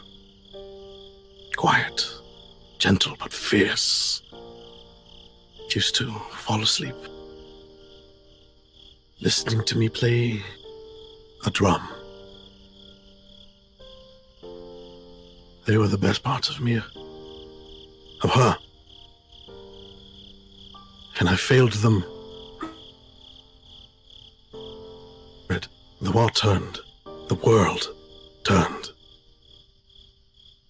Lithana's people, the elves, came to her. Said our kids were a stain. Said she had to fix it. And she listened. You see him close his eyes like the memory is painful. I came home to silence, found her in water in the bathtub, her arms wrapped around their lifeless little bodies. And I asked, why? She didn't answer. So I ended it. I broke my oath. To them. To her. To the gods. Everything.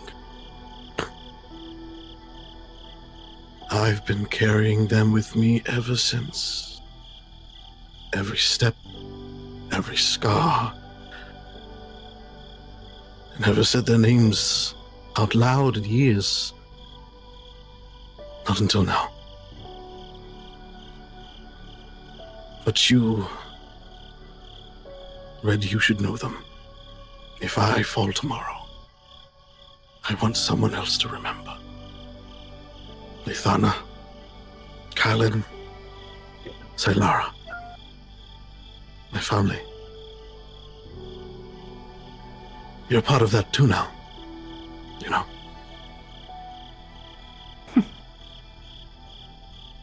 I wouldn't have it any other way.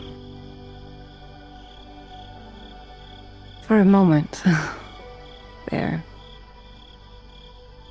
I thought I would have to berate you for bringing me back.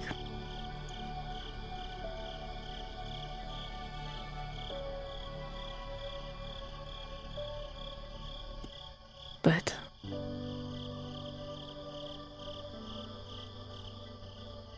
I don't know. Something tells me I need to fight and stay with you. All of us. And I'd love to hear more about your family. Of what life was like before we became the Brotherhood.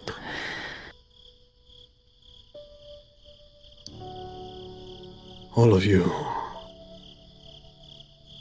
are all I have left in this world. At that moment, breaking out of the tree line is Charlotte, sort of grumbling to herself. She's got a small... it looks like strips of cloth that are soaking wet. And near you, she tents a couple of sticks, almost making like a house of cards, and like lays the strips over them, and you realize that they're bandages. She's making bandages. And without a second thought,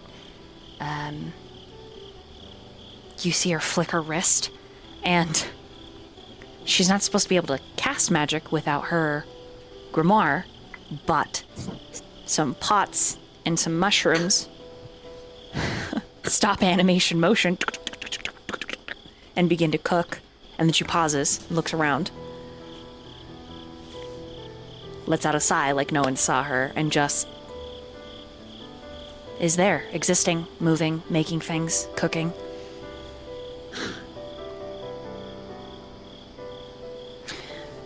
Marigold is gonna watch. And she's leaning up against Karnak. So Karnak, I need you to roll an insight for me. Insight. All right, here we go. 14 plus 2, 16. You're the only thing I have left. And as Charlotte, in a unceremonious way, but graceful because she's an elf, moves about the camp, you're reminded of your past love. Not necessarily with any heat or desire, but just the way elves move is ethereal. And there's something about Charlotte that Yes, it beguiles and it beckons. An elf's gracefulness. But there's also this bull in a china shop feeling. You dismiss it, but for a moment it reminds you of your family. If you've Marigold, if you're seeing Karnak, he's also looking at Charlotte, and in that moment, a little tear, and you see his shoulders, kind of like wipe it with his shoulder.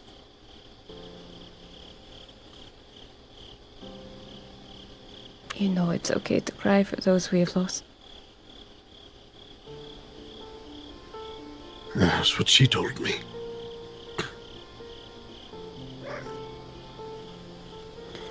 It's also okay to remember them. And speak their names. And do things that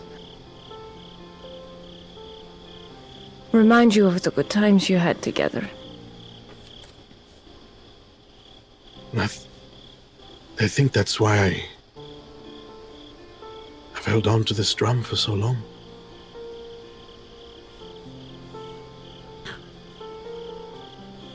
And you've learned to play it rather well, if I must say so myself. I try. Just for now, keep that to yourself. I want to tell everyone, but at my own pace.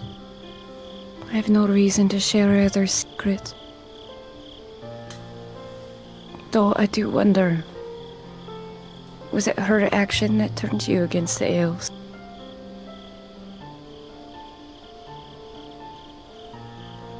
Even before then, I had a disdain. But after seeing what she did, what they're capable of,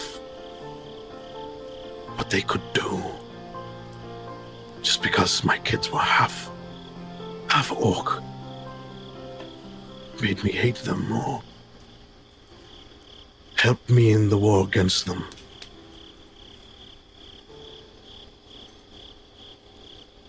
Fueled me. So you killed because of them and not for them?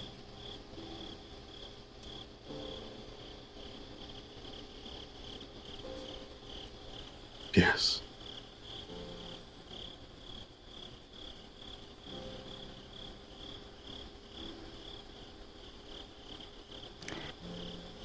The elves have fucked us for so fucking long. Haven't they? They have. And yet we have one here with us. Conflicted. She's helped us so much. I don't want to trust her. But I'm starting to. And I don't like it. The feeling, Joe.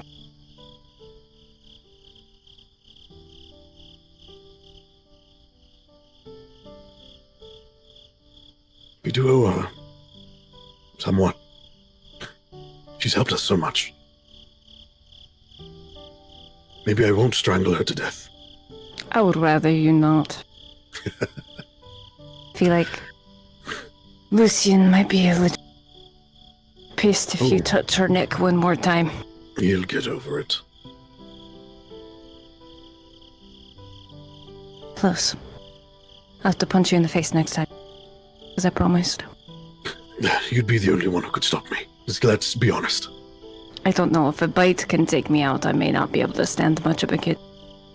Not how I used. It's good to have you back, Red. Don't get bit by a bat again. If you don't mind. What if I said I do mind? What if I do go get bit by a bat again? Please don't. that was an absolutely traumatizing experience.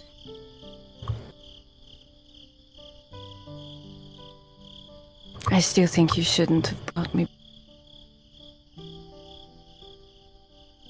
Maybe it was selfish. But regardless, I'm happy you're here. I'm torn because I am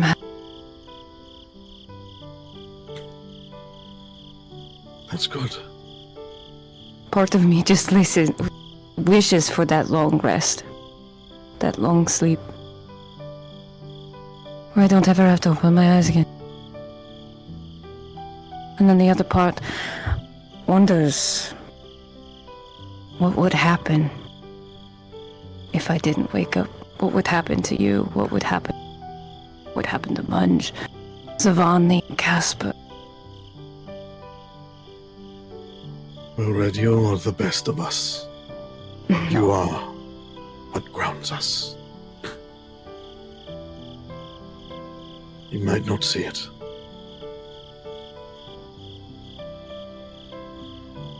You're the heart. I would say that is more like you. No. I'm just a stubborn old man.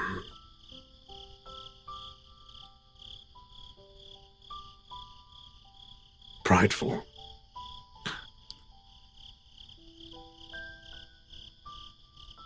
But I'm learning. Fair. All right, well, I have to piss. You're gonna be okay being here alone? I'll be fine. Thank you for sharing what you did. Of course. Gets up, does the dad grunt when gets up. Then he's gonna walk out to pee. Okay. Well, meanwhile, over to Zha'Vani. Where are you? What are you doing? While everyone else was having their little moments, Zha'Vani was setting up the camp. Then once everything was all set up, he would sit at the edge, pull out his inordinate flask, and sort of roll over it in his hands, decorated with seashells and fish scales. So it sort of has like a prismatic sort of glint. And then he just stares up at the moon.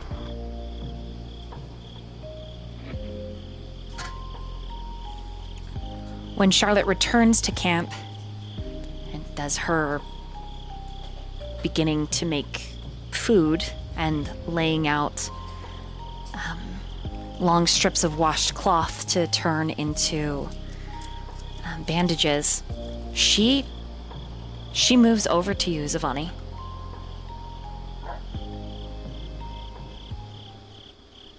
She doesn't sit by you, though.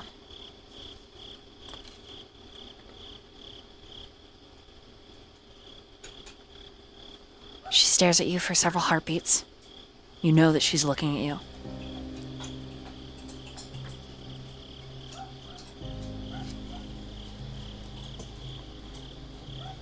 What do you want, witch? Trying to figure out exactly what it is you get out of your manipulation.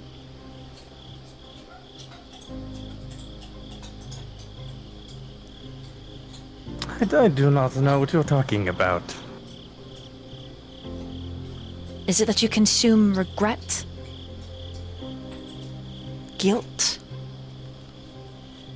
You eat conflict? Well, I like to have a more balanced diet. I'm more prone to probiotic yogurts. I hear they're quite good for you. Maybe some nuts at it as well. Regret, it upsets the stomach.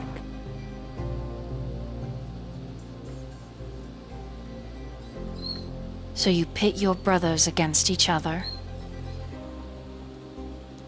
Because it feeds a part of you. You know, witch, that is one thing I do not like about you.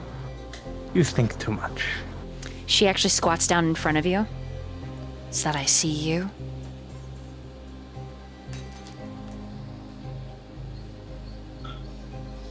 Do not look at the snake in the grasses. There are far more concerning beasts at play.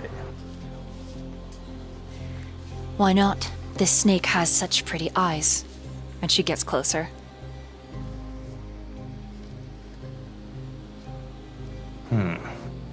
So what does it do for you? Causing them to frenzy. What do you get out of it?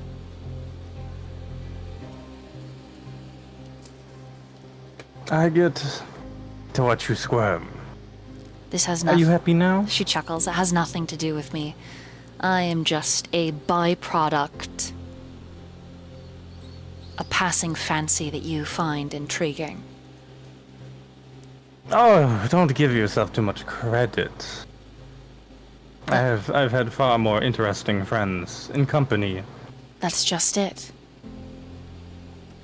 You're angry. She leans back on her heels. You're seething, aren't you? A still pool, but the depth of your rage. Brutal and cold. He sits up straight and goes deadpan. What do you want? You wouldn't believe me even if I told you. Oh, how curious. Illuminate me. The moon's doing a great job already. You... Please, elaborate.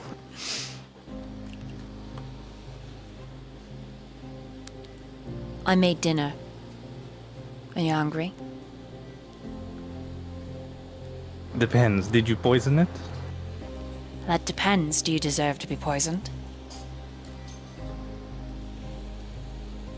Always, yes. There would never be a moment I did not. You are so curious. You belittle me, and in the same breath, belittle yourself, saying that you deserve to be poisoned. Your ego is a strange one.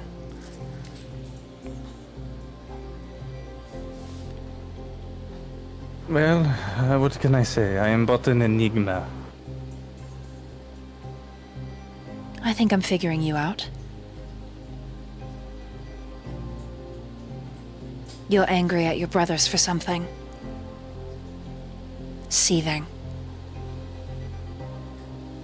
But you won't outright betray them. I would never. You might, if pushed far enough. Even the serpent will strike its own tail, if it's frenzied and overwhelmed. She's gonna grab your chin unless you stop her. I'll try. Okay, opposing athletics. Oh no.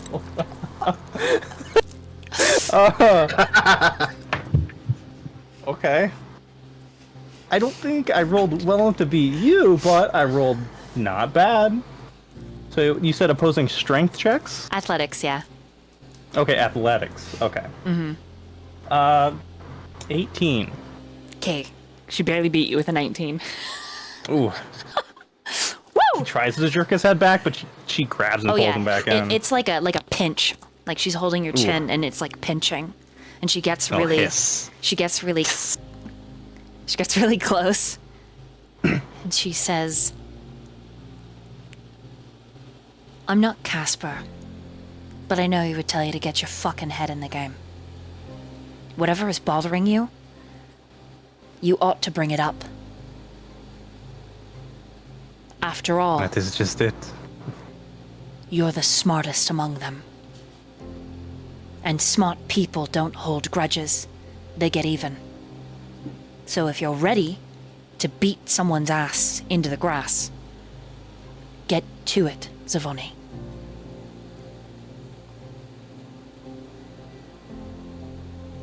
That is just it, Charlotte.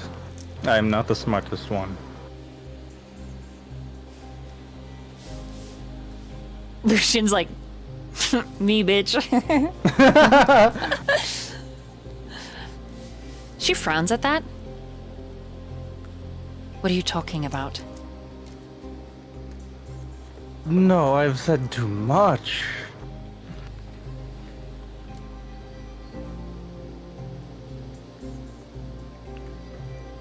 Would you look at that? I have more things to ponder. This decanter. So lovely. She lets go of your chin, kind of pushing you back a little bit. I'll hiss at her again.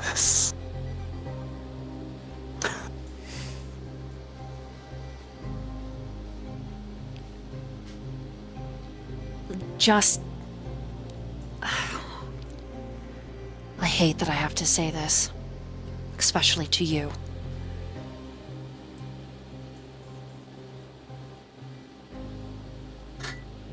They love you even though you're angry, Zha'Vani. Even through your rage and your wrath, it doesn't change a thing. And she stands up.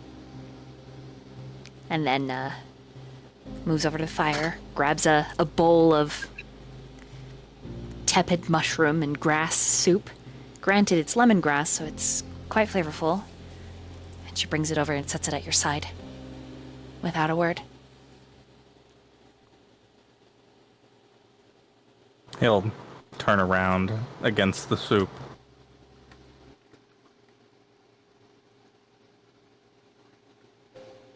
She makes herself her bowl and starts eating it. Like, it's not poison, you dingus.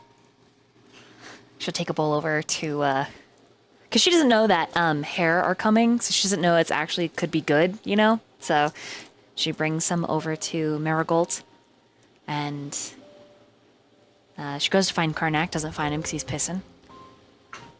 But Lucian, you end up finding Karnak on your way back to camp with your armload of wood and Marigold's axe.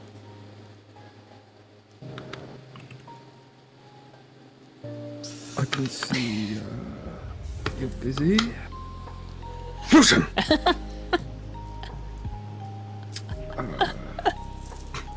Still quiet. I'm not done. I need No. silence. The stream is stopping. Please stop. Shh. Wait. And Brother, wait. Shh, shh. All right. What? you just peed on Charlotte's firewood pile. What? No. It's dark. How the fuck am I supposed to know? It's a pile of sticks bundled up together. Right where you know, it's fine. I have all these sticks here. I gathered myself, by the way. She left. I don't know. I don't really care right now. You mind giving me a hand? Here's Marigold's axe. It's really heavy. It's not bad. Okay, not that heavy for you. Mine's better. That's all right. Yeah, we should head back to camp. How's Red doing? Is she alright? Better. A lot better. Uh, Still kind of out of it, but doing better. Are you okay? Because by the gods, I could be mistaken. Looks like you've been crying. No, I pissed on myself a little bit on accident. Pardon? You know, like the blowback. Because my pee is so powerful. Lucian's gonna like lick his fingers like, brother, it's not windy at all. There's no wind. How did... You know what? Never mind. I'm hungry. Yeah, let's head back. I smell soup or whatever it is. It smells really good. But before we go, brother, during that battle, I saw a little hint of jealousy. He's gonna You drop have the feelings sticks. for the elf. He's gonna drop all the sticks that he was holding. Brother, I do not know what you were talking about. You're sure? I don't get jealous. I'm most certain. Yes, I don't get jealous ever. She's an elf, Lucian. Yes, we hate elves, obviously, right? Yeah, fuck them. All right, Lucian. You think She's not even my type. I don't think it matters what your type is. I have a type, alright, brother? I do. It may not seem that way from what you may or may not know about me, but I do have a type. Alright? Yeah. And she's not it at all. I promise. I did pick up all these damn sticks again. Fuck. Yeah, you dropped them out of jealousy. So, go ahead and pick them up. I will not hesitate to use one of these sticks on you. Alright, alright. Sit back, just curious. He's like waving it around like a wand. I will use it. You may not know this from my time away, but I've learned quite a bit of magic.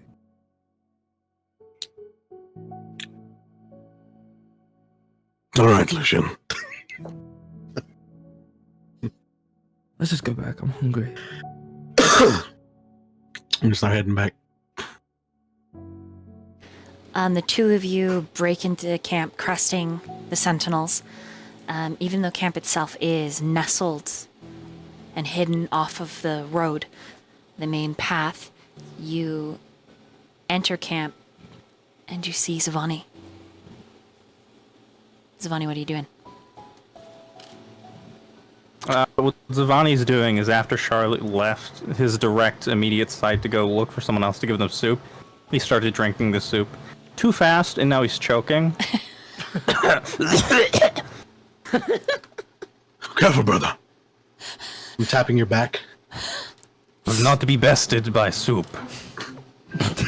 Jesus. By the gods. Soup? Is By it- the gods. Did you make that soup? No, this is below my capability. Oh, good. You're back. I have soup for everyone. I used what I could find. I dumped out your soup all over the grass. Great. Where it belongs. Then the grass will have had soup and you will not. Are I'm so you happy for the grass. Are you gonna tell? Oh, you know what she does? It's manipulative. She looks at it over you, over her shoulder, like, are you gonna tell Karnak why you were pissed off at everyone? Or are you still waiting as she's turning the soup? Zha'Vani, you are angry. Did you see Lucian double taking up both of them? Like, You see, I was very upset that all of you were in my way. That is why I casted that spell upon Lucian. You would not get out of my way. if I wasn't resistant to fire, you would have gotten a dagger in your butt. If you weren't... fuck. I think you said Obviously, I something knew about you're soup. resistant to fire. That is why I made it fire. I could have made it anything, but I made it fire just for you. That's right, Lucian. He's smart. But look at my clothes! Exactly. Clothes can be More clothes. edited. Charlotte comes up with Besides, two it looks bowls, fashionable now. shoves the bowls into your guys' hands. Now, these are janky, not great bowls. Like, misshapen, whatever she could collect. One of them you think is just a rounded rock she found in the wilderness. What in the hell is this? I made it, is what it is. Well, eat up. You could sprinkle your Ready to rations strike. in it, but I'm not sure that your beef jerky that's dried up and small is going to really satisfy your appetite. It's That's not exactly small. what Karnak was doing. It's no slight to you. I just like meat.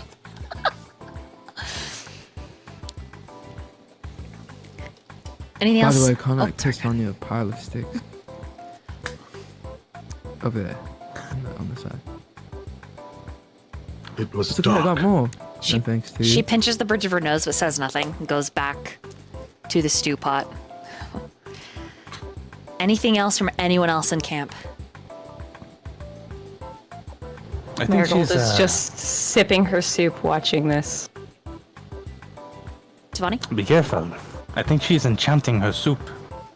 It might make you stupid. Oh, it's too late. Yeah, Zha'Vani, you need to eat. You're so skinny. You need to eat something.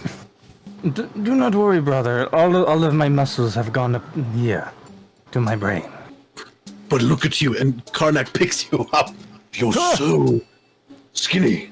Please put me down. Oh, so I apologize, brother. Thank you. Do not worry. The skinniness helps me dodge attacks like Lucian. Fair enough. Maybe he can't eat, that's why he was choking earlier.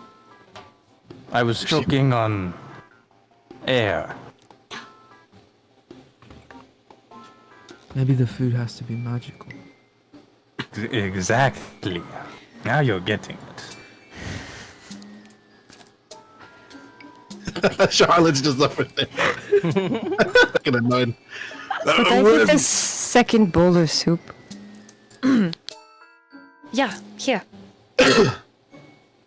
Has anyone seen Munge? Or There's a hard-boiled egg for you in there as well. Thank you. I At want a that hot-boiled moment- egg in mine. She's just eating the soup. At that moment, Munge would return back to camp, looking over his shoulder just to make sure that Kasper is. Yeah, I'm fucking behind you already. Go The- on. The entire feeling of camp. Munge, it's still that same wacky music, but it completely changes when Kasper steps into the environment. There's just an intensity that follows him.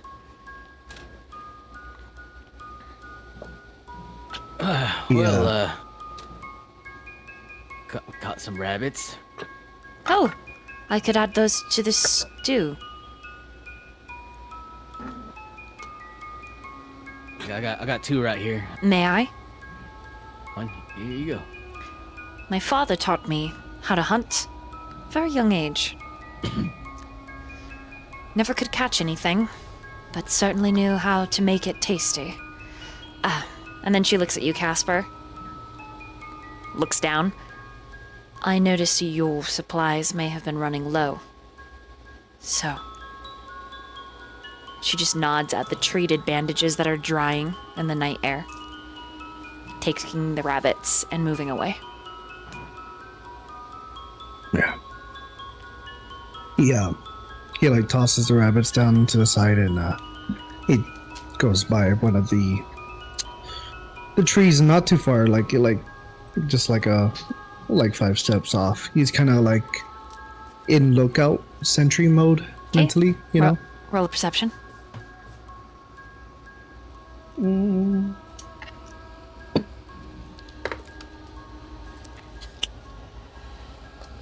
That it is 16 plus 22. Looks clear.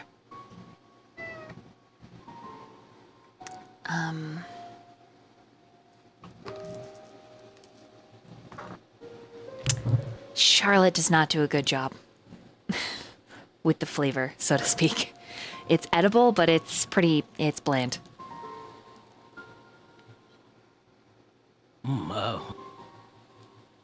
I do apologize. Thank you for the meal you're cooking, but I think could help you out with that a little bit Sure. more. Certainly. I was planning on picking up spices in Duskren. Right.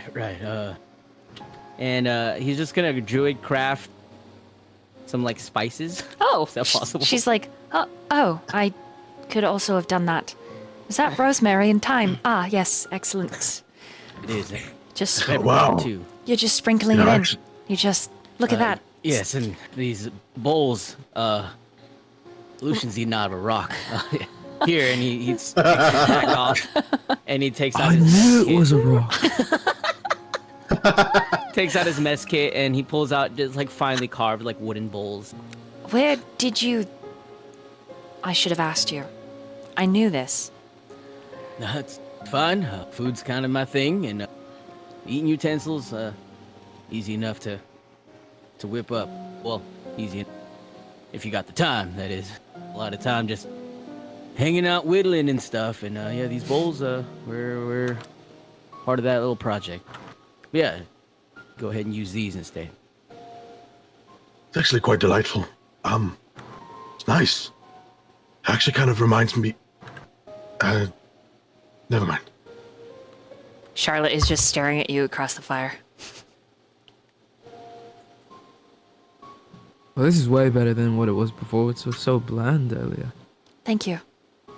My father taught me. And she Did I say that out loud? turns back to her bowl. This is much better, Munge. Thank you. Yeah, anytime. And I'm gonna help Marigold off of the tree and try to like set her into her little bedroll sleeping bag. She actually wants to go sit by the fire to be warm. Yeah, that's Where where I'm the assuming bedroll- most of the conversation. Okay, that's what the bedroll is. Okay. Yeah. And while you're laying there, I'm just gonna sit next to you. I'm spoon feed you. I can feed myself, you know. I've All right, already all right. had a whole bowl already. Okay, just making sure. I don't want you moving around too much, and the more you move, the more that the stuff moves to your body. Really, the less movement, the better. Wait, am I going to go rabbit again? No, I think we're out of that, out of the neck of woods on that. But it's still within your system, and it's gonna take some time for your body to naturally fight it off. And if anything happens in the morning, I'll have something prepared for you. In that case, she'll lean over and go through her bag, and she's gonna pull out a wineskin and just start drinking it. Kill it with alcohol, right? Hmm? You want any? It's just wine. Ah, yeah, I'm alright. I feel like Kasper could use some, though. He seems a little uptight. Go look over at Kasper, kind of like off in the corner. Yeah, he's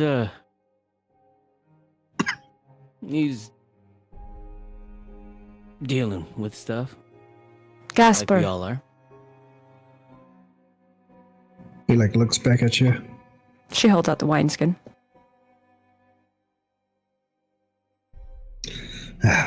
He walks over.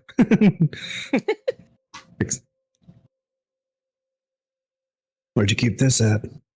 My bag? Where else do you keep stuff? Just didn't know you had any. Oh, I've got plenty. He just gives you a nod. Drinks it.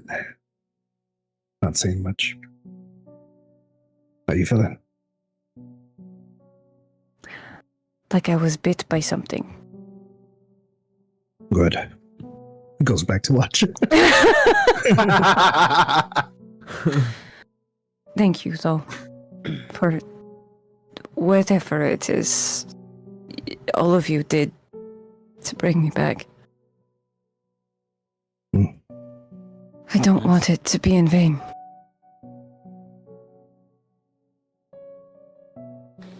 It won't be. I think I have an idea why that happened today. A hypothesis, if you will. About that, actually. You seem to think we know what we're doing when these things appear. That hypothesis has since been disproved. And she adjusts her glasses, which like shine in the light. Animation.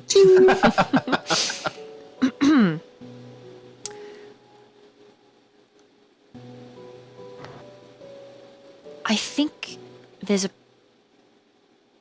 something about all of you that magic is an interesting thing, and dimensional magic even more so. Combine with it the chaotic agent that is the exponent that is all of you.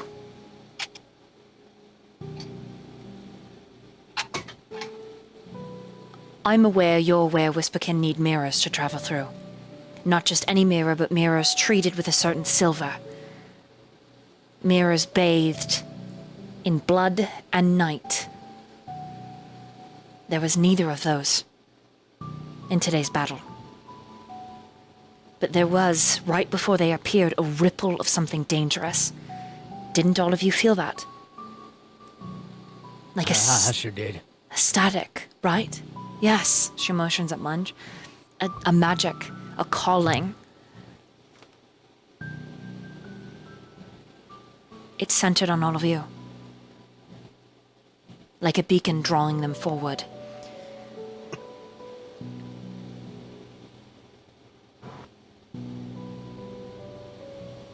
I'm still not sure what to do about it. I don't know. She adjusts her glasses again, closing her eyes with a little smirk. I know I'm smart, and I know a lot. Then she gets more serious. But in this case, I'm not sure how to cloak your magical signatures from something interdimensional.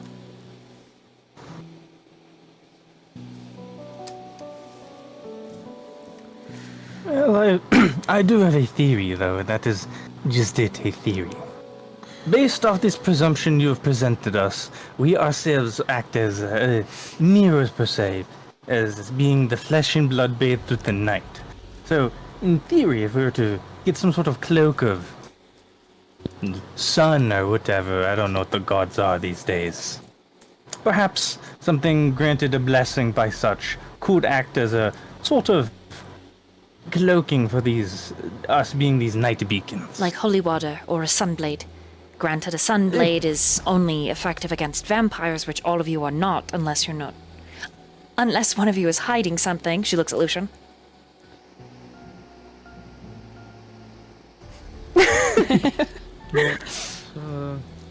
Definitely not a vampire. Well, you're certainly charming like one. Fair enough. Smirk. Fair enough. And she looks away from you quickly. I am loath to ask you for help on this conundrum, Zha'Vani.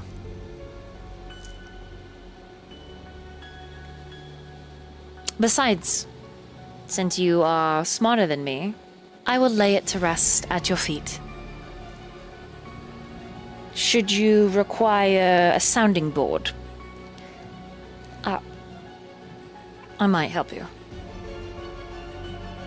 How curious. But only if you say please. And with that, Marigold, gentlemen, there's a river not too far from here. I'm going to bathe. You're not going alone. She stands up, and you're too broken to go with me. So, come along, honey I'll go. badger. Oh, Come on, little guy. Marigold is gonna try to stand up to follow her. You're very wobbly. Roll a Constitution saving throw.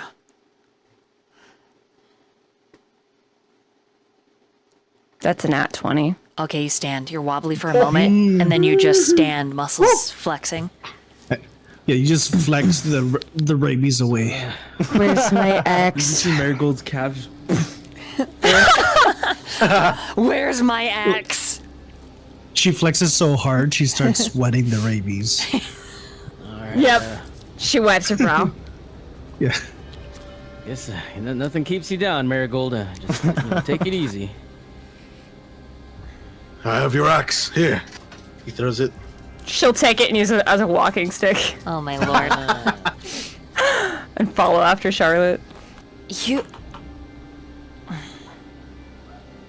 I'm not going to stop you. And she starts to unlace her corset as she's walking.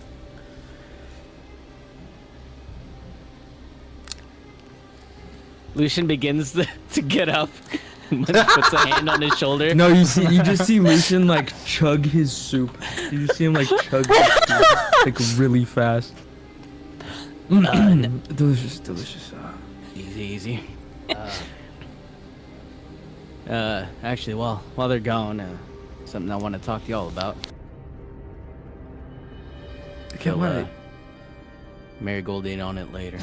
This is something I feel it's time to air out.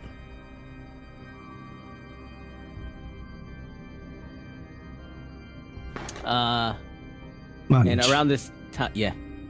we all know you like boys. It's fine.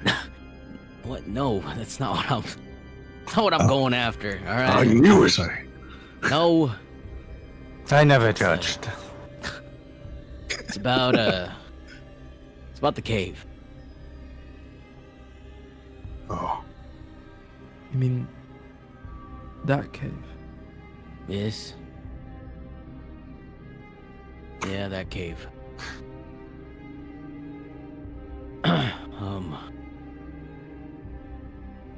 I was hesitant on letting you guys know what I know. From what we talked about, it seems like y'all don't really remember all the stuff that happened within that cave.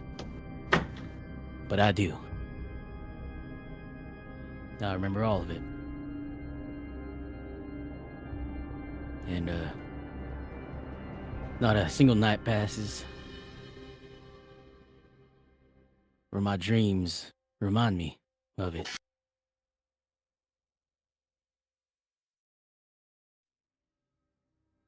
When we were down there, we all got split off and separated. Well, on my end of it, there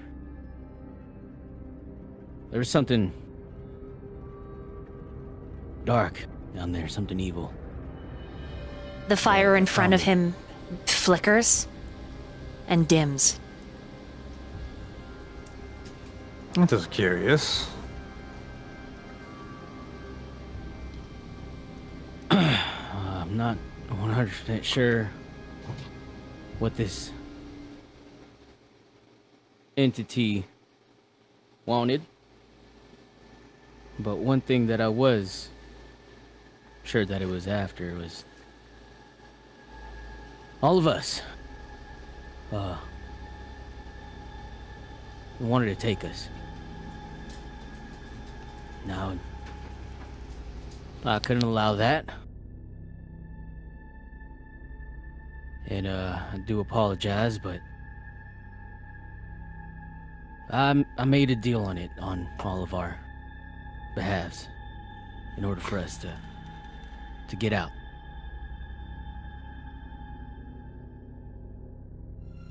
It was either that or,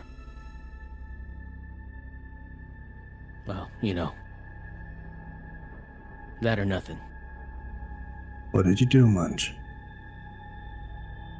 What entity? What deal? What are you talking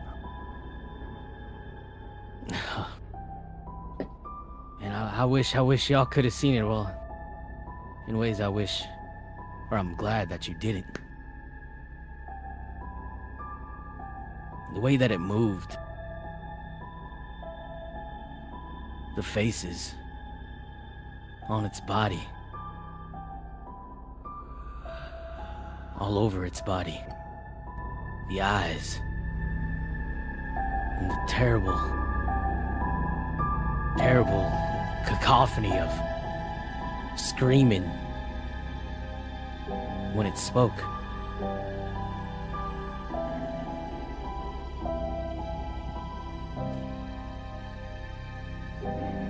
It wanted to take us.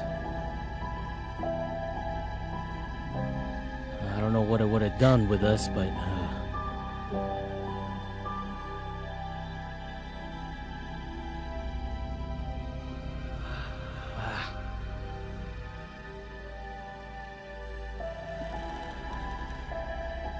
I offered it, tried to offer it myself, my soul, or at least a portion of it, my essence. But I think it ended up taking more than that. From me and from all of y'all.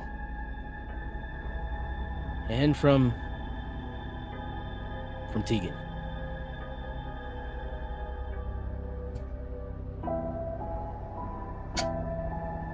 I don't know what happened to him after that, but I just remember hearing his screams down the tunnel. His cries. And then, before I knew it, was awake on the outside, and all of you were there. All of you except for Tegan.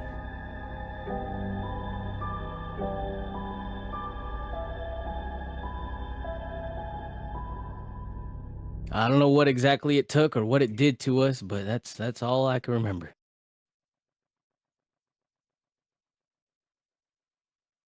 And so, there's that.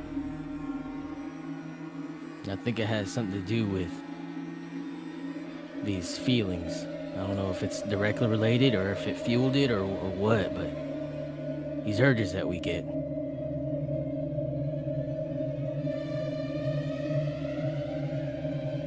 So I figured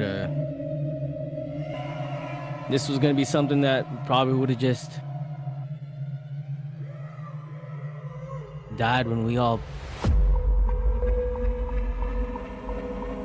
died off, but it seems like fate has brought us back together, so I feel like I should tell y'all what I know. So there it is.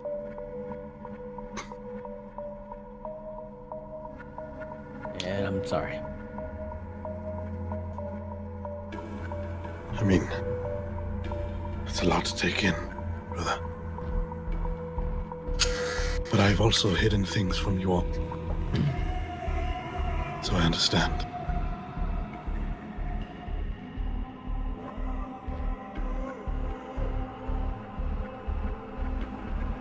But that makes sense now. My anger doubling, tripling, even. Things going red. I mean, I know I'm easily irritable, but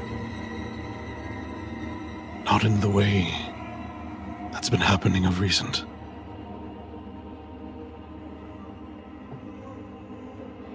And my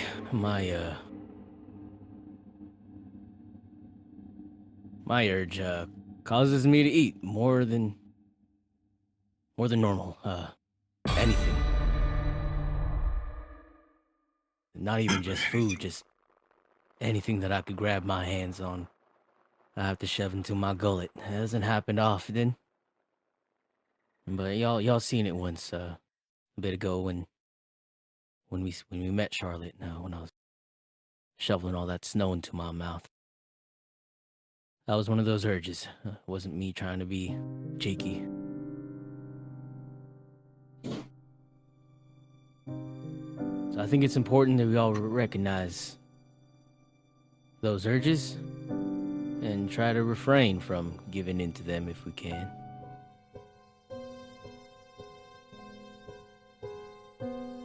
And I do want to add, whatever it was that was down there, with that deal that I made. I didn't see it, but I just got the feeling that when it was once trapped down there, whatever we did, let it out, and we might run into whatever it is now that we're back together.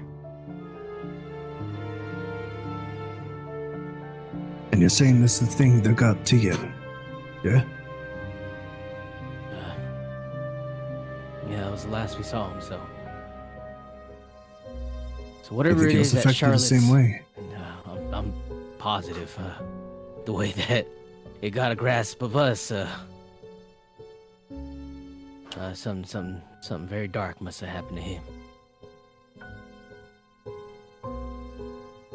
Zha'Vani's eyes were sort of glazed over as he does not look present after hearing this.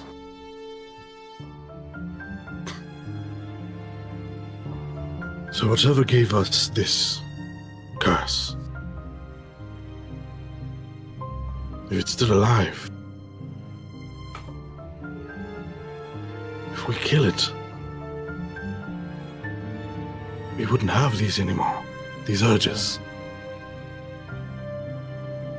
I'm not too sure about that, but it's a possibility. I've seen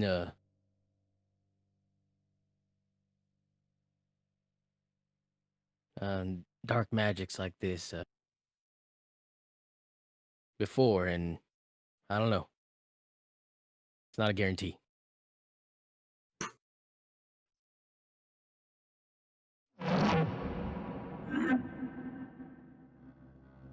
It's a lot to process.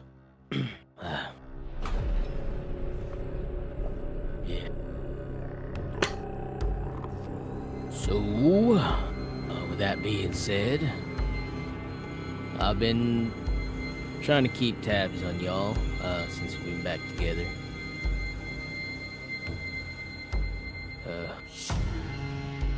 Karnak, you mentioned your rage. Lucian, you're a bit more kinky than I remember you being. Think that has something to do with it? It might, yeah.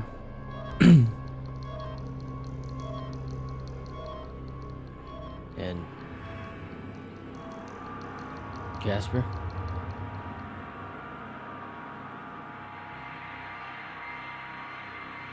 He just shrugs.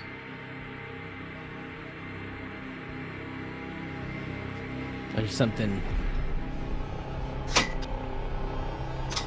I'm just gonna move out and say it. There's something within you, something on you, something around you. I see a darkness that follows you. You aware of it?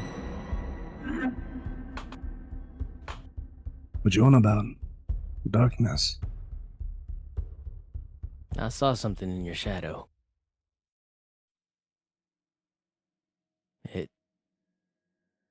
It moves separate to you in ways.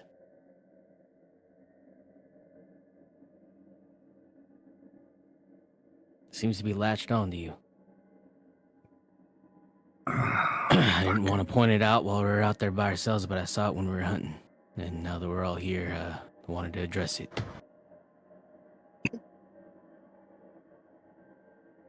I need every one of you in camp to make a charisma saving throw with disadvantage. Disadvantage. Oh my God.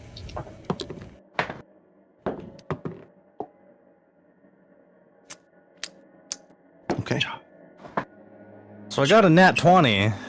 Yippee! And? A 3. Oh.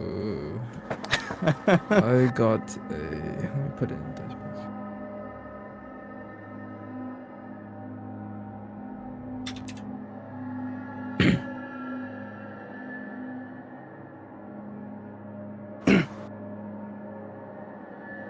Okay, so I got a 6, Zha'Vani got a 3, Lucian got a 15, Karnak got a 10, Kasper got an 11.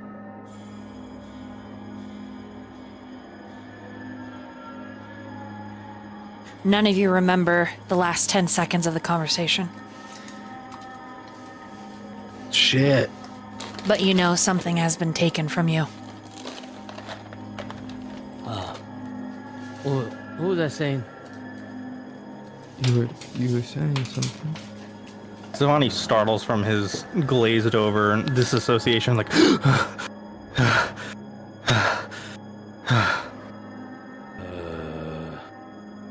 thought you were about to tell us something.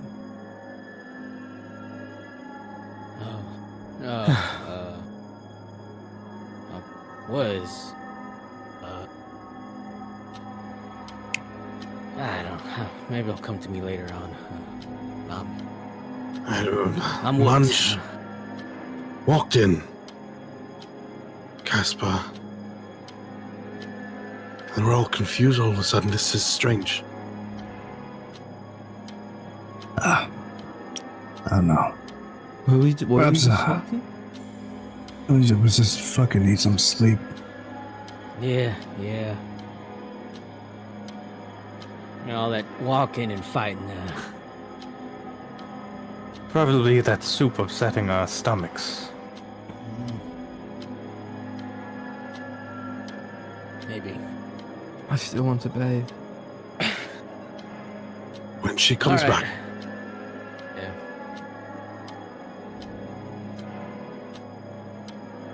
Well, I'm exhausted. I'm gonna turn in for the night. Sorry to spring this all on you, but I figured now's the best time of any before it gets too late to tell y'all. But yeah, just wanted to air all that out. I can at least get that off my conscience now.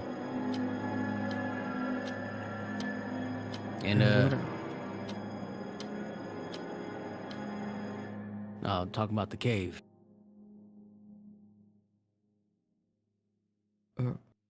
Right. Yeah, the cave. We remember the cave conversation. Is the stuff. Yes, correct.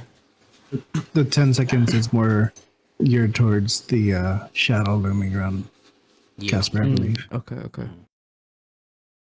Yeah. So yeah, I'm gonna turn in. Should do some watches though. Still not safe out here. I'll take take the the last first one. watch. Yeah. I'll take the second. I'll go bathe with Lucian and I'll take the last if that's what it needs. You want to bathe with me? Shut the fuck up. Maybe you can touch his chest while you're there. You like it too much. You bathe with the mask on or the mask off? Mask on stays on. Your brothers, don't make it weird. Munch says as he's like I crawling. wasn't gonna into his do sleeping anything, bag. Mom. We've all bathed together at one point in the orphanage. Of course we have. It's nothing weird. That will go get some sleep, brothers. I'll make sure you're all safe. We always do. Then almost immediately, Munch is just loudly snoring. Oh, does he do that? Follow those berries. Okay, well, Well, meanwhile, must be his power. before we meanwhile, Zha'Vani, that disassociation, that feeling kind of lingers. Anybody with a passive perception of at least an 11, you know that Zha'Vani's off. Significantly so. Ah. Are you alright, Zha'Vani? I just have a bit of an upset stomach. Maybe I'm allergic to lemongrass. There was onions in the soup.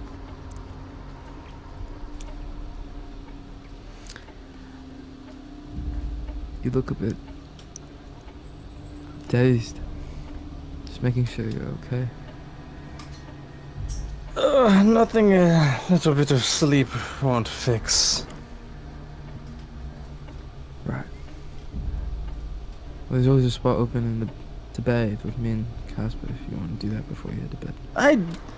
No, I don't want to interrupt your guys' special moment. Stop making it fucking weird. There's nothing weird about brotherly bonding, Kasper. Anybody with a passive inside of at least 11, you know that he's lying, but he doesn't want to talk about it. Whatever's bothering him, Zha'Vani is trying to segue the conversation. And that's when we, meanwhile, to Marigold.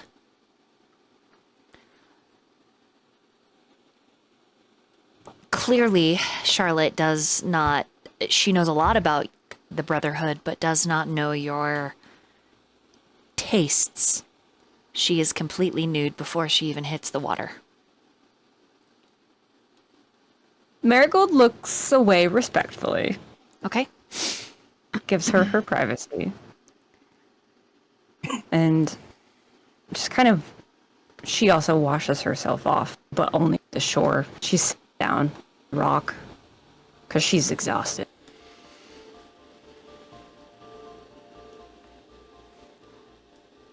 Do you like the smell of roses? I like the smell of any flower. Why do you ask about the roses? She hands you a sachet. I made soap. I appreciate it. Good. I used to travel with a lot of soap, but now I just keep it simple and I just wash myself. Much about it. I prefer the smell of the... But this is a nice treat. And I appreciate it.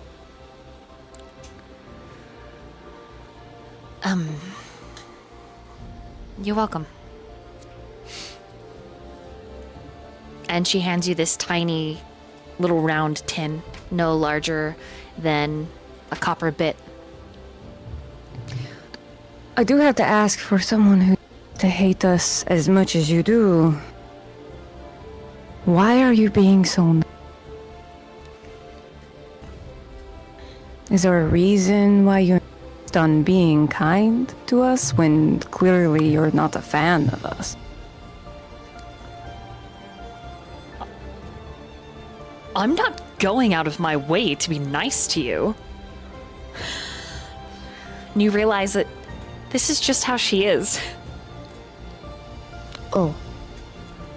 Well, then I've misunderstood that. Alright then. She kind of blushes and, like, looks away. Why are your cheeks colored? I'm embarrassed. I thought you were going out of your way to be nice for No. people you don't like, but okay, you are just like this. Just like what? I'm hardy. I'm a bitch wizard. I am. You are, yes. I never said you weren't. I didn't. She swings over to her understand. glasses to put them on so she can see you better.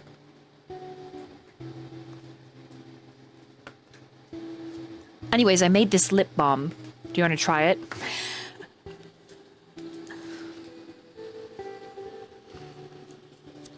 Perhaps.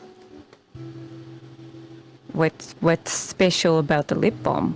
Well, I made it from synthesized pig fat, and it's supposed to make your lips tingle a little and tint them rosy. Are my lips that bad? Are my lips chapped? Are Well- they?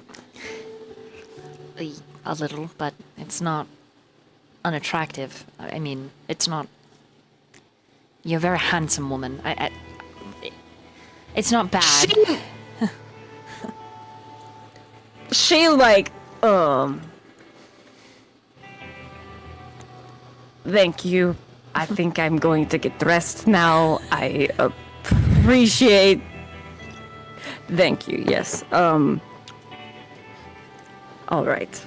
And she just sits there. Right over Charlotte's head. Right.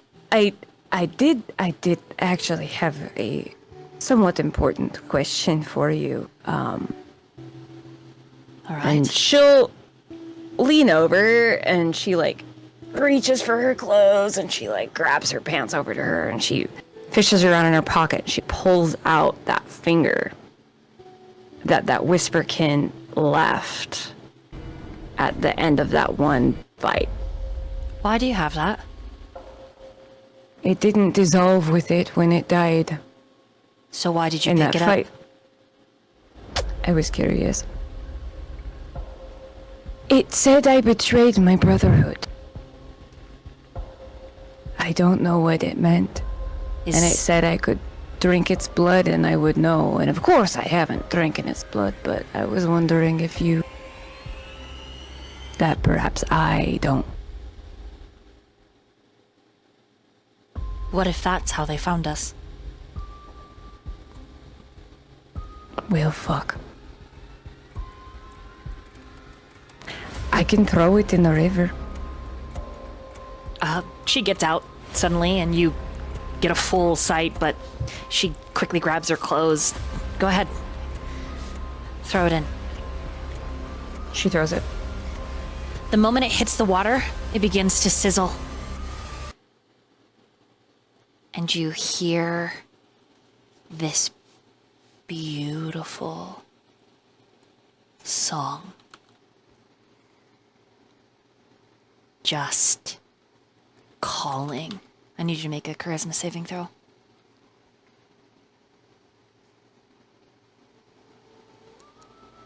Eight.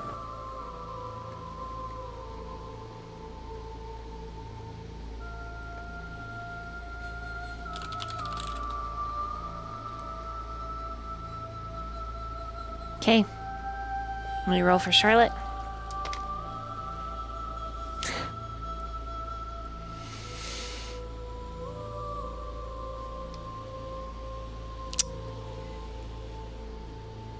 Okay, Charlotte got a 13. The both of you are charmed. And you dive into the water. Fuck! And that's where we're gonna end tonight. Send help. GG. Oh shit! We just brought you back from the brink of death. Now you're gonna dive in the water. Get in the water. In the water. I still have my inspiration. Can I use my inspiration to do something with that? Sure. Actually, Penelope, is that a re-roll or is that just adding to it? Shy. Reroll. Okay. I will take your son. That's a 19. Silvery barbs. No, I'm joking. I keep on forgetting that I have inspiration, so. What'd you get this time? 19. Okay. You're halfway through the swim and you rear back. You no longer hear the song. Charlotte is gone. Fuck! Oh no! Shit. What's your passive perception? My passive? 14. 14. The last thing you hear in the water's edge, you don't see it, a voice. Send Lucian my regards.